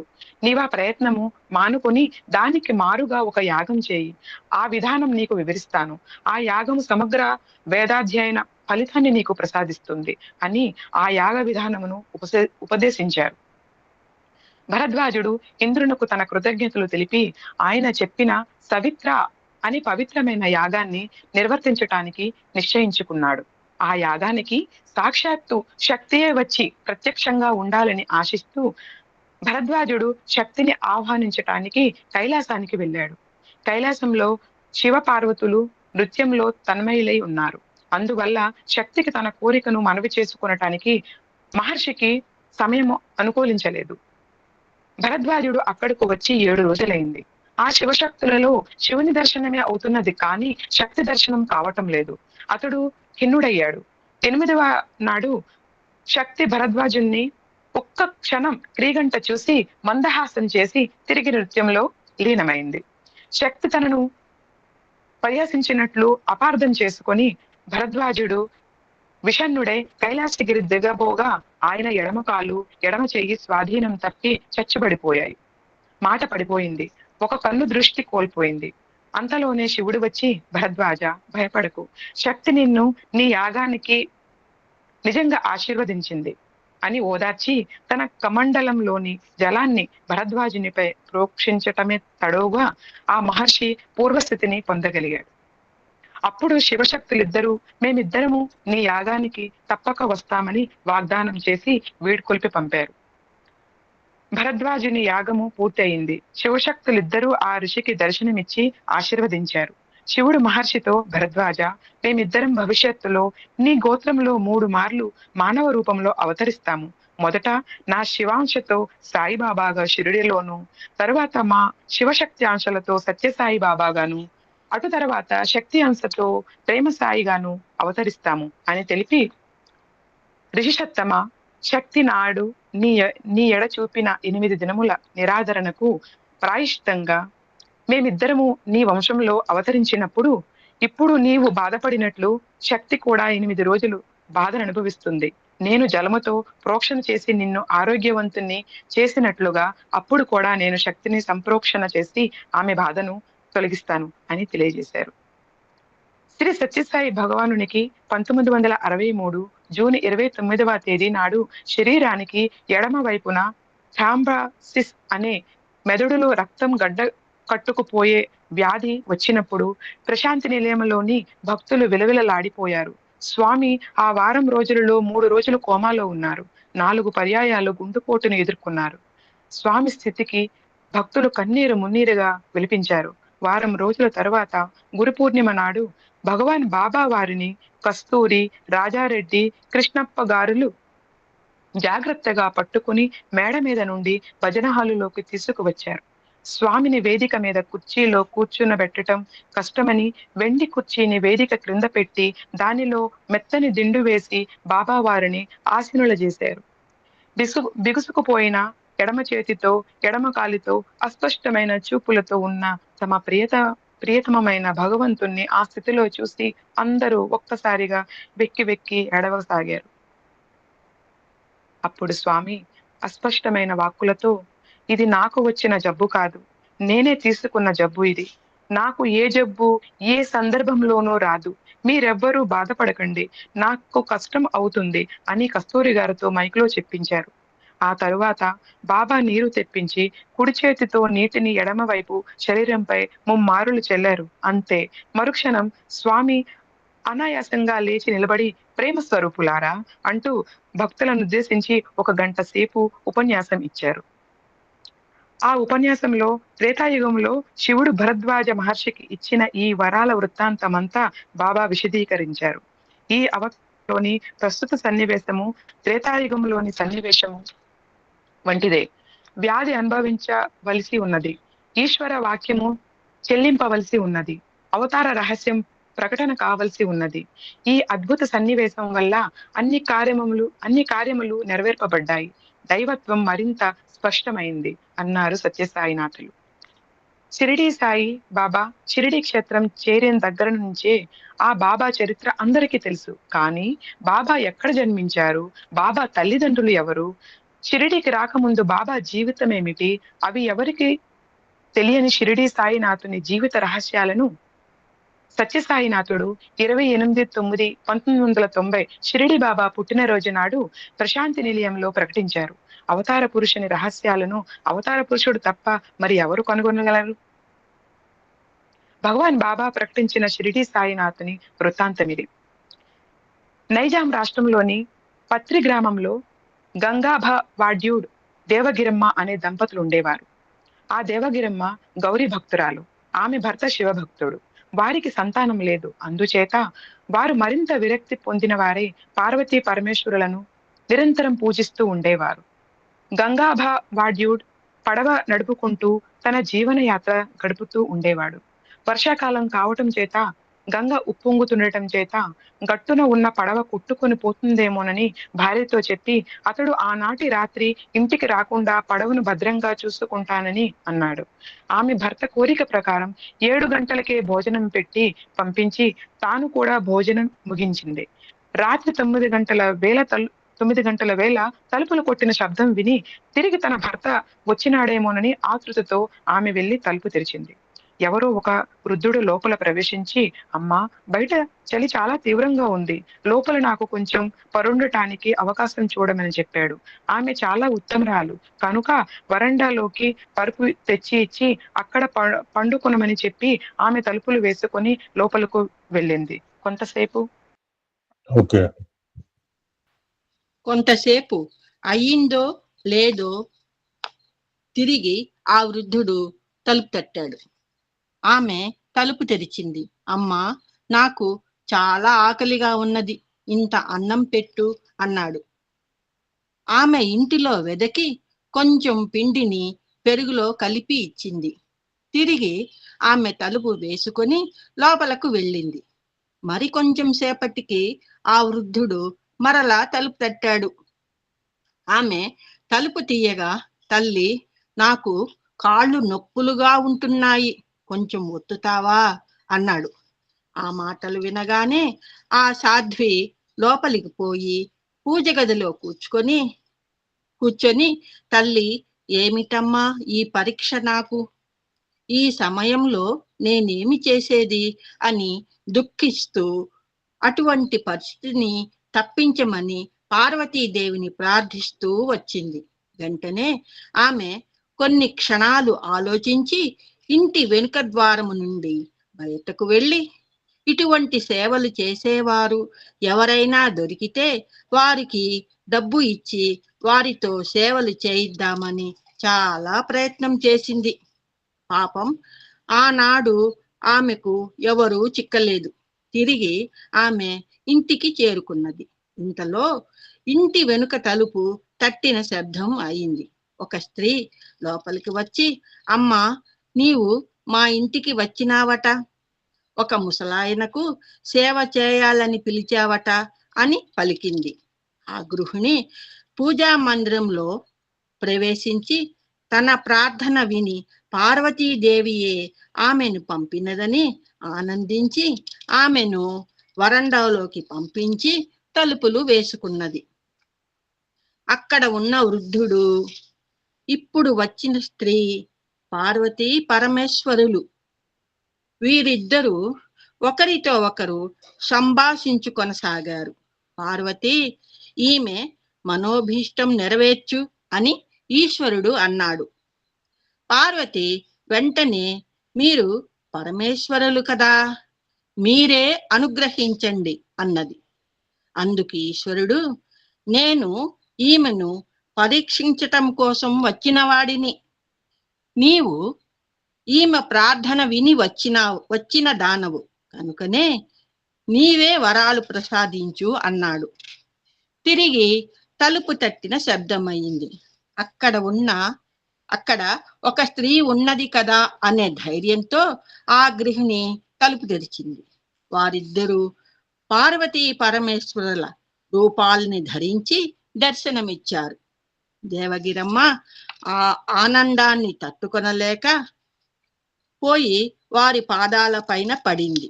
అప్పుడు పార్వతీదేవి, వంశోద్ధారకుడైన ఒక కుమారుడిని, కన్యాదానం చేయటానికి ఒక కుమార్తెను నీకు అనుగ్రహిస్తున్నాను అని ఆమెను ఆశీర్వదించింది. దేవగిరమ్మ వెంటనే ఈశ్వరుని పాదముల పైన పడింది. అమ్మా, నీ భక్తికి సంతసించాను. నీ 3వ గర్భంలో నేనే వచ్చి పుడతాను అని ఈశ్వరుడు దీవించాడు. ఈ విధంగా నమస్కారం చేసి చూసేటప్పటికి ఆ ఇద్దరూ లేరు, అదృశ్యులయ్యారు. ఆ ఆనందంతో ఆమె తనలో తాను పొంగిపోతూ, ఎప్పుడు తెల్లవారుతుందా, ఎప్పుడు భర్త వస్తాడా, ఎప్పుడు ఈ విషయాలన్నీ చెప్పాలా అనే ఆలోచనలతో ఆనందంతో మేల్కొనే ఉంది. తెల్లవారేటప్పటికి భర్త ఇంటికి వచ్చాడు. దేవగిరమ్మ రాత్రి జరిగిందంతా పూసగుచ్చినట్లు చెప్పింది. ఆమె మాటలపై ఆయనకు నమ్మకం కలుగక, దేవగిరి, ఏమిటి నీకీ పిచ్చి, ఏదో కల వచ్చింది కాబోలు, పార్వతీ పరమేశ్వరులేమిటి మన ఇంటికి రావటమేమిటి, నీకు దర్శనమియ్యటమేమిటి అని హేళన చేయసాగాడు. ఆమె ఎన్ని విధములుగా బోధించినప్పటికీ అతని మనస్సులో నమ్మకము కలుగలేదు. కొంతకాలం గడిచిన తరువాత దేవగిరమ్మ గర్భవతి అయింది. అనుకున్న రీతిగా కుమారుడు జన్మించాడు. 1 సంవత్సరం గడిచిన తరువాత కుమార్తె జన్మించింది. తన భార్య చెప్పిన 2 విషయాలు ప్రత్యక్షంగా జరిగేటప్పటికీ నిజంగా పార్వతీ పరమేశ్వరులు ఆమెకు దర్శనమిచ్చారని గంగా భవార్యుడు విశ్వసించాడు. నీకు పార్వతీ పరమేశ్వరుల దర్శన భాగ్యం కలిగింది, నాకు ఆ భాగ్యం లభించలేదు అని భార్యతో అన్నాడు. తన భార్య వలె తాను కూడా పార్వతీ పరమేశ్వరులను ప్రత్యక్షం చేసుకోవాలనే కోరిక, దీక్ష గంగా భవార్జునకు అధికం కాసాగింది. అటు పిమ్మట ఆమె 3వ పర్యాయం గర్భవతి అయింది. ఈ నిదర్శనం కూడా గమనించటం వల్ల అతని మనసు మాయ నుంచి విడువడి, ఎప్పుడెప్పుడు ఇల్లు విడిచి వెళ్ళాలి, ఎప్పుడు తపస్సు చేయాలి, ఎప్పుడు పార్వతీ పరమేశ్వరులను ప్రత్యక్షం చేసుకొనాలి అని తప్పించిపోసాగాడు. అందుకోసం అతడు దీక్ష పట్టాడు. ఆమెకు 9 మాసములు నిండాయి. ఆ సమయంలోనే భర్త, నేను అరణ్యానికి వెళ్ళిపోతాను అని భార్యతో చెప్పాడు. దేవగిరమ్మ తాను కూడా భర్త వెంట బయలుదేరింది. కొంత దూరము పోగానే ఆమెకు ప్రసవ వేదన ఎక్కువయ్యింది. ఆ మార్గ మధ్యంలోనే ఆమె ప్రసవించింది. ఆనాడు 1835వ సంవత్సరము సెప్టెంబరు 28వ తేదీ. తన బిడ్డను చీర గుడ్డ లోపల పరుండబెట్టి ఆ దారిలోనే విడిచిపెట్టి ఆమె కూడా భర్త వెంట వెళ్ళిపోయింది. కనుకనే ఆ పిల్లవానికి తల్లి ఎవరు, తండ్రి ఎవరు అనేది ఎవరికి తెలియలేదు. ఆ గ్రామంలో సూఫీ మతానికి చెందిన ఒక పకీరు ఉండేవాడు. ఆ పకీరు ఈ పిల్లవానిని చూసి తీసుకొని వెళ్ళి తనకు పుత్రులు లేకపోవటం చేత పిల్లవానిని పెంచటానికి అలవాటు పడ్డాడు. 1835 సంవత్సరం నుంచి 1839 వరకు ఈ పిల్లవాడు పకీరు ఇంటిలోనే పెరుగుతూ వచ్చాడు. కొన్నాళ్లకు ఆ పకీరు మరణించాడు. ఆ పిల్లవాడు విరుద్ధమైన చేష్టలు చేసేవాడు. హిందూ దేవాలయాలకు పోయి మై అల్లా మాలిక్ హై అనేవాడు. అనగా భగవంతుడే ప్రభువని కేకలు వేసేవాడు. అప్పుడు హిందువులంతా ఆ పిల్లవానిని అనేక రకములుగా బాధించేవారు. అటు పిమ్మట ఆ బాలుడు మసీదులోకి వెళ్ళి రాముడే దేవుడు, శివుడే అల్లా అనేవాడు. ఆ బాలుని చర్యలు ఈ విధముగా విరుద్ధంగా కనిపించటం చేత ఇరు మతస్థుల వారు ఆ పకీరు భార్య దగ్గరకు వెళ్ళి ఫిర్యాదులు చేస్తుండేవారు. ఈ బాలుని మందలించటం ఆమెకు సాధ్యం కాక ఆమె తనకు తెలిసిన పండితుడు, సాధువు, మహనీయుడు అయిన వెంకూసా దగ్గరకు తీసుకుని వెళ్ళి అప్పగించింది. ఈ బాలుడు 12 సంవత్సరాల పాటు అంటే 1839 నుంచి 1851 సంవత్సరం వరకు వెంకూసా సంరక్షణలో ఉన్నాడు. ఈ బాలుణ్ణి వెంకూసా అమితంగా ప్రేమించేవాడు. అందువల్ల ఆశ్రమంలోని ఇతరులందరికీ ఈ బాలునిపై అసూయ ప్రారంభమైంది. అసూయతోటి ద్వేషము కూడా మొదలయ్యింది. ఒకనాడు ఆ బాలుడు ఆశ్రమాన్ని విడిచిపెట్టి షిరిడీకి చేరుకున్నాడు. అక్కడ కూడా 2 నెలలు మాత్రమే ఉండి తరువాత దేశాటనకు బయలుదేరాడు. కొన్ని సంవత్సరములు తిరిగి దూప్ఖేడా అనే గ్రామం చేరుకున్నాడు. ఆ గ్రామంలో నివసిస్తుండగా చాంద్భాయ్ పటేల్ భార్య తమ్ముని కుమారుని వివాహం జరిగింది. పెళ్లివారి బృందంతో పాటు ఈ బాలుడు షిరిడి వచ్చి చేరాడు. ఆ దివ్య బాలుడే సాయిబాబాగా పిలువబడుతూ 1853 సంవత్సరం నుంచి 1918 సంవత్సరం వరకు షిరిడీలో నివసించాడు. తన దగ్గరకు వచ్చిన వారి కష్టసుఖాలను విచారణ చేసి వారికి తగిన సూచనలను అందించి ధైర్యం చెప్పేవాడు, ఉపాయాలు బోధించేవాడు. క్రమక్రమంగా ఈ సాయిబాబా సమాచారం ప్రపంచమంతా వ్యాపించిపోతూ వచ్చింది అని తెలియజేశారు భగవాన్ సత్యసాయిబాబా. స్వామి తన ఉపన్యాసంలో హరి వినాయక్ సాఠే, కేల్కర్, శ్యామ మున్నగువారు బాబాతో గల అనుబంధం గురించి తెలియజేశారు. ఈ ఉపన్యాసం చివరలో బాబా ఇలా అన్నారు, స్వామి ఇలా అన్నారు, కట్టకడపటి సమయంలో అబ్దుల్లా కూడా బాబా దగ్గర చేరాడు. తిరిగి నేను వస్తాను, నీకు దర్శనమిస్తాను అన్నాడు బాబా. అది ఎప్పుడు అని అబ్దుల్లా అడుగగా 8 ఏళ్ల తరువాత అన్నాడు. మొదటి అవతారము మహారాష్ట్రము, రెండవది మద్రాసు, అంటే ఆనాడు ఆంధ్ర మద్రాస్ రాష్ట్రంలో ఉండేది అన్నాడు. అప్పుడు మాకు ఏ విధంగా దర్శనమిస్తారు అని అడిగాడు అబ్దుల్లా. అప్పుడు అబ్దుల్లాతో బాబా సత్యం పేరుతో నీకు లభ్యమవుతుంది అన్నాడు. అదే ఇప్పుడు రావటం. దేహములు 2 కానీ దివ్యత్వము ఒక్కటే. ఒకటి దివ్యత్వాన్ని ప్రకటించే నిమిత్తము, రెండవది ఇక్కడ దివ్యత్వాన్ని అందించటం కోసం రాబోయేది దివ్యత్వాన్ని బోధించటం కోసం. కాబట్టి అవే షిరిడి సాయి, సత్యసాయి, ప్రేమ సాయి అవతారములు అని తెలియజేశారు. బాబా తన పూర్వావతార వృత్తాంతము స్వయంగా చెప్పటం విని ఆనాడు ప్రశాంతి నిలయంలో ఉన్న భక్తులంతా మహదానంద భరితులయ్యారు. నేను ఆంధ్రాలో సాయిబాబా పేరుతో వస్తాను ని షిరిడీ బాబా ప్రకటన. శ్రీమతి గాలి శారదాదేవికి చిన్నతనంలోనే వివాహం అయింది. 6 మగపిల్లలు కూడా పుట్టారు. కానీ దురదృష్టవశాత్తు ఒక్కరూ బతకలేరు. అంతులేని దుఃఖంతో ఆమె షిరిడీ వెళ్ళి సాయినాథుని పాదాల మీద పడి తనకు ప్రశాంతిని ప్రసాదించమని ప్రార్థించింది.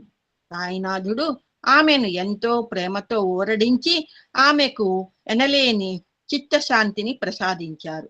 1917వ సంవత్సరంలో చివరిసారి ఆమె షిరిడీ వెళ్ళినప్పుడు బాబా దగ్గర కూర్చుని, బాబా, ఆధ్యాత్మికంగా నా జీవితం సార్థకం చేసుకొనటానికి ఒక మంత్రం ఉపదేశించి నన్ను మంచి మార్గంలో పెట్టమని అనేక పర్యాయాలు అడిగింది. అప్పుడు బాబాకు విసుగు పుట్టి, ఎప్పుడు చూసినా ఇదే ధోరణి, చెబితే వినవు అని తన కాలితో ఆమె గుండె మీద తన్నారు.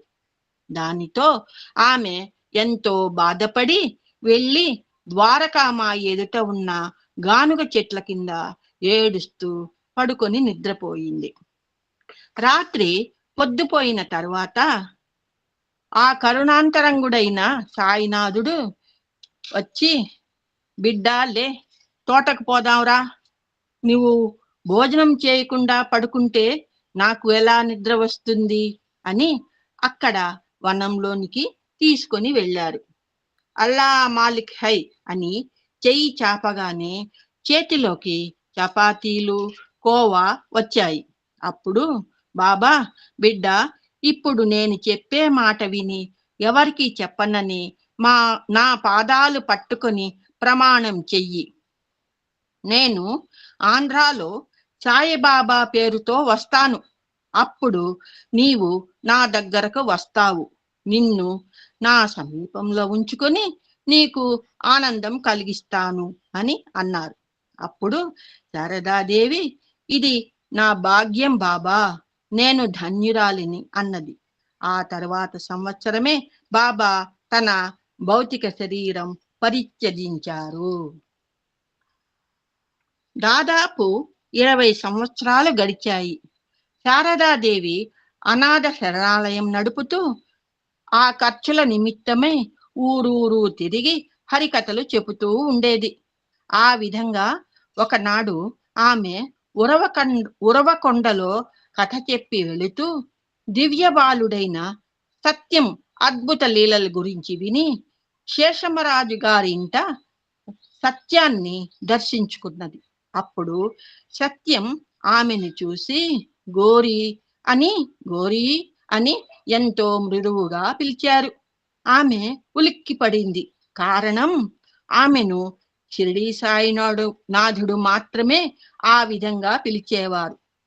సత్యం అలా పిలిచి, నీవు నాకు 16 రూపాయలు ఇవ్వాలి, గుర్తున్నదా అని అడిగినప్పుడు ఆమె అర్థం కాక ఆశ్చర్యపడింది. షిరిడీకి పంపటానికి 40 రూపాయలు పోగు చేశావు, బలరాం ద్వారా 24 రూపాయలే పంపావు, ఇంకా 16 రూపాయలు బాకీ కదా అని గుర్తు చేసి, నేను షిరిడీ బాబానని నమ్మకం కలిగించటానికి చెప్పానులే. అవును, నమస్కారమైనా చేయకుండా కూర్చున్నావు అన్నాడు. అప్పుడు శారదాదేవి సత్యం దివ్య పాద పద్మాలను తన హృదయానికి హత్తుకొని విలపించింది. అప్పుడు బాబా, నీవు పుట్టపర్తికి రా, నీకు అంతా చెప్తాను అక్కడ అన్నారు. అనంతరం ఆమె భగవాన్ బాబా చేత పెద్ద బొట్టుగా పిలువబడుతూ తన జీవితం అంతా ప్రశాంతి నిలయంలోనే గడిపింది. షిరిడీ బాబా చాలా కోపం ప్రదర్శించేవారు. సత్యసాయి బాబా చాలా ప్రసన్నంగా ఉంటారు. ఈ తారతమ్యానికి కారణం వివరిస్తూ స్వామి వంటగదిలో వంట చేస్తున్నప్పుడు పిల్లలు వచ్చి ఏ మాత్రం అల్లరి చేసినా తల్లికి కోపం వస్తుంది. కానీ అన్నం పెట్టే సమయంలో ఆ తల్లే పిల్లల్ని లాలించి లాలించి వడ్డన చేస్తుంది. అప్పుడు షిరిడీలో వండిన వంటకాలను ఇప్పుడు మీకు వడ్డిస్తున్నాను. ఆ వంటకాలను తయారు చేసే దశ ఇది ప్రేమతో తినిపిస్తున్న దశ అన్నారు. దేహములు రెండు కానీ దివ్యత్వం ఒక్కటే. బృందావనంలో సత్యసాయి పరమాత్ముని సన్నిధిలో జీవిత చర్మదశను గడిపిన ఎంఎస్ దీక్షిత్ మహాశయుడు తన చిన్నతనంలో షిరిడీ బాబాను దర్శించారు. చిన్నప్పుడు భరించలేని పార్శ్వపు నొప్పితో బాధపడుతున్నప్పుడు ఆయనను ఆయన పెద్ద తండ్రి హరిసీతారాం దీక్షిత్ షిరిడీ సాయిబాబా సన్నిధికి తీసుకొని వెళ్ళాడు. ఈ హరిసీతారాం దీక్షిత్ నే కాకా దీక్షిత్ అని బాబా పిలిచేవారు. కరుణాంతరంగుడైన బాబా ధునిలోని విభూతి తీసి ఎంఎస్ దీక్షిత్ నుదుటి మీద రుద్ది ఇక వెళ్ళమన్నారు. బాబా వెళ్ళమన్నారని బాధపడి ఇంకెప్పుడు షిరిడీకి రాకూడదు అనుకున్నాడు ఎంఎస్ దీక్షిత్.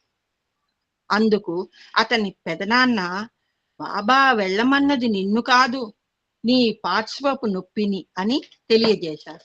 తరువాత నిజంగానే ఆ నొప్పి అదృశ్యమయ్యింది. కొన్ని సంవత్సరాల తర్వాత షిరిడీ బాబా సాయిబాబాగా అవతరించారని ఎవరో చెప్పగా ఎంఎస్ దీక్షిత్ విని కొందరి మిత్రులతో కలిసి పుట్టపర్తికి వచ్చారు. విజయదశమి రోజున 23/10/1961 నాడు సత్యసాయి భగవానుడు తన ప్రసంగంలో ఈ మహాశక్తి 1918లో అక్టోబర్ 15 మంగళవారం విజయదశమి నాడు తన పూర్వ శరీరాన్ని విడిచిపెట్టే ముందు నేను 8 ఏళ్ల తర్వాత తిరిగి వస్తానని చెప్పాను. కానీ దీక్షిత్ నేను 8 ఏళ్ల బాలునిగా వస్తానని చెప్పినట్లు వ్రాసుకున్నాడు.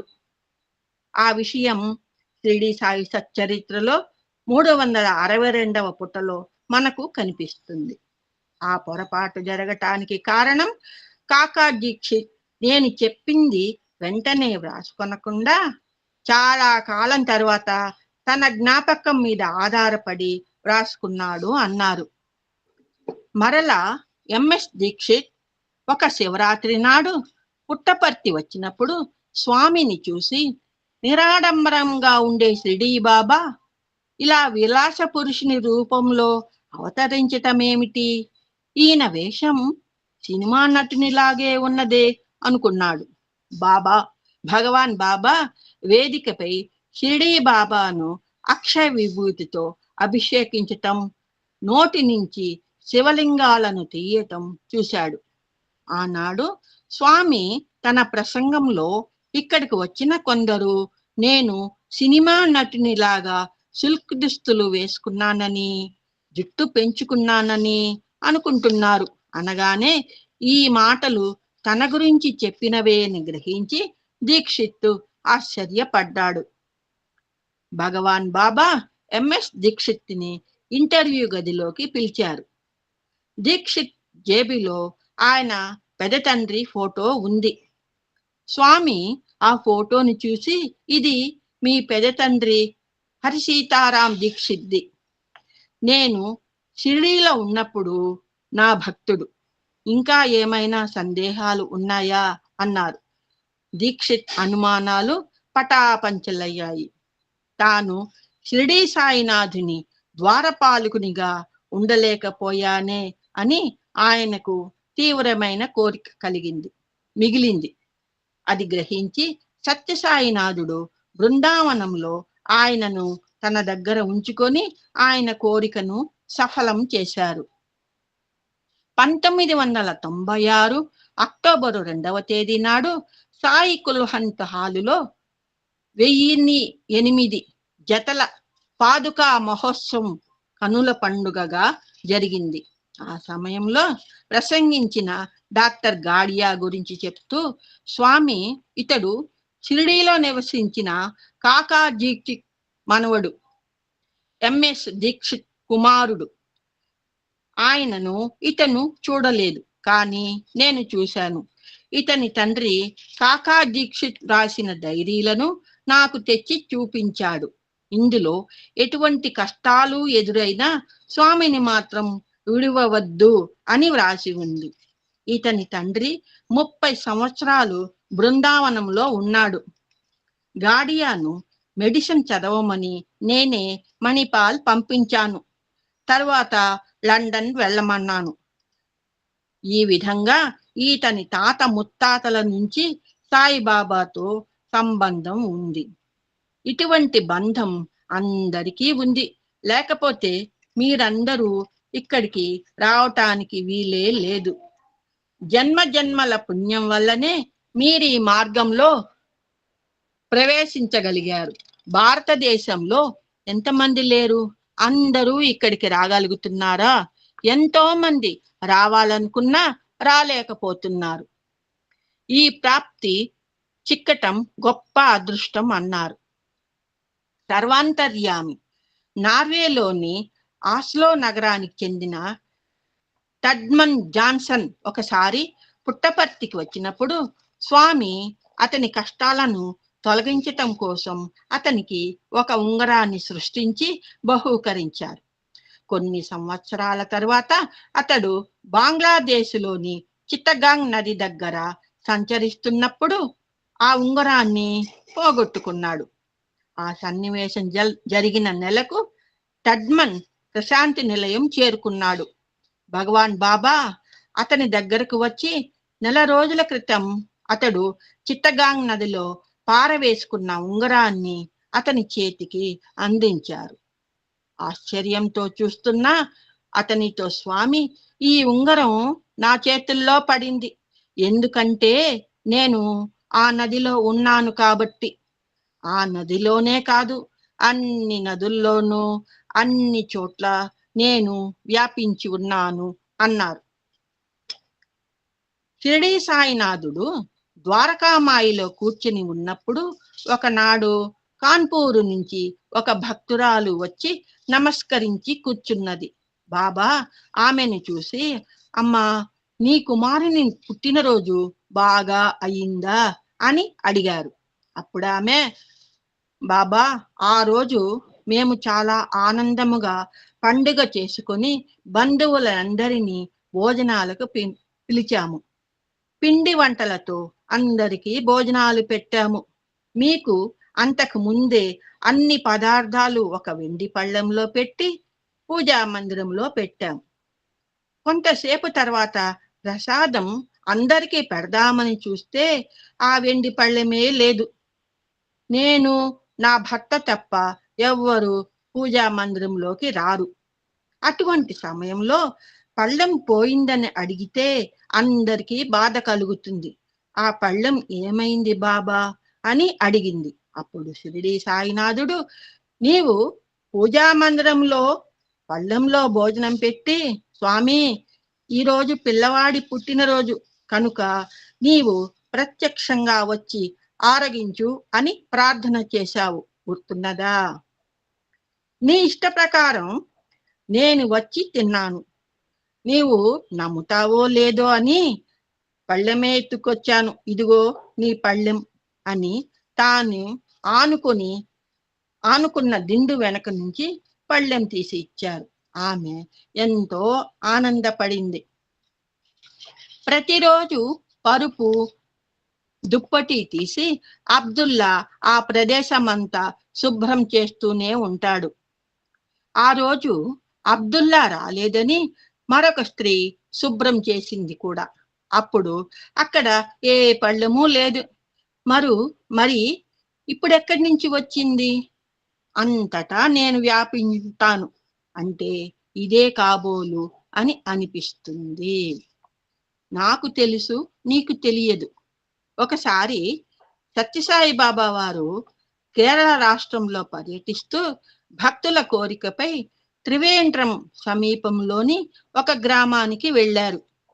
ఆ పర్యటనలో స్వామితో ప్రఖ్యాత శాస్త్రజ్ఞుడైన సూరి భగవంతం గారు కూడా ఉన్నారు.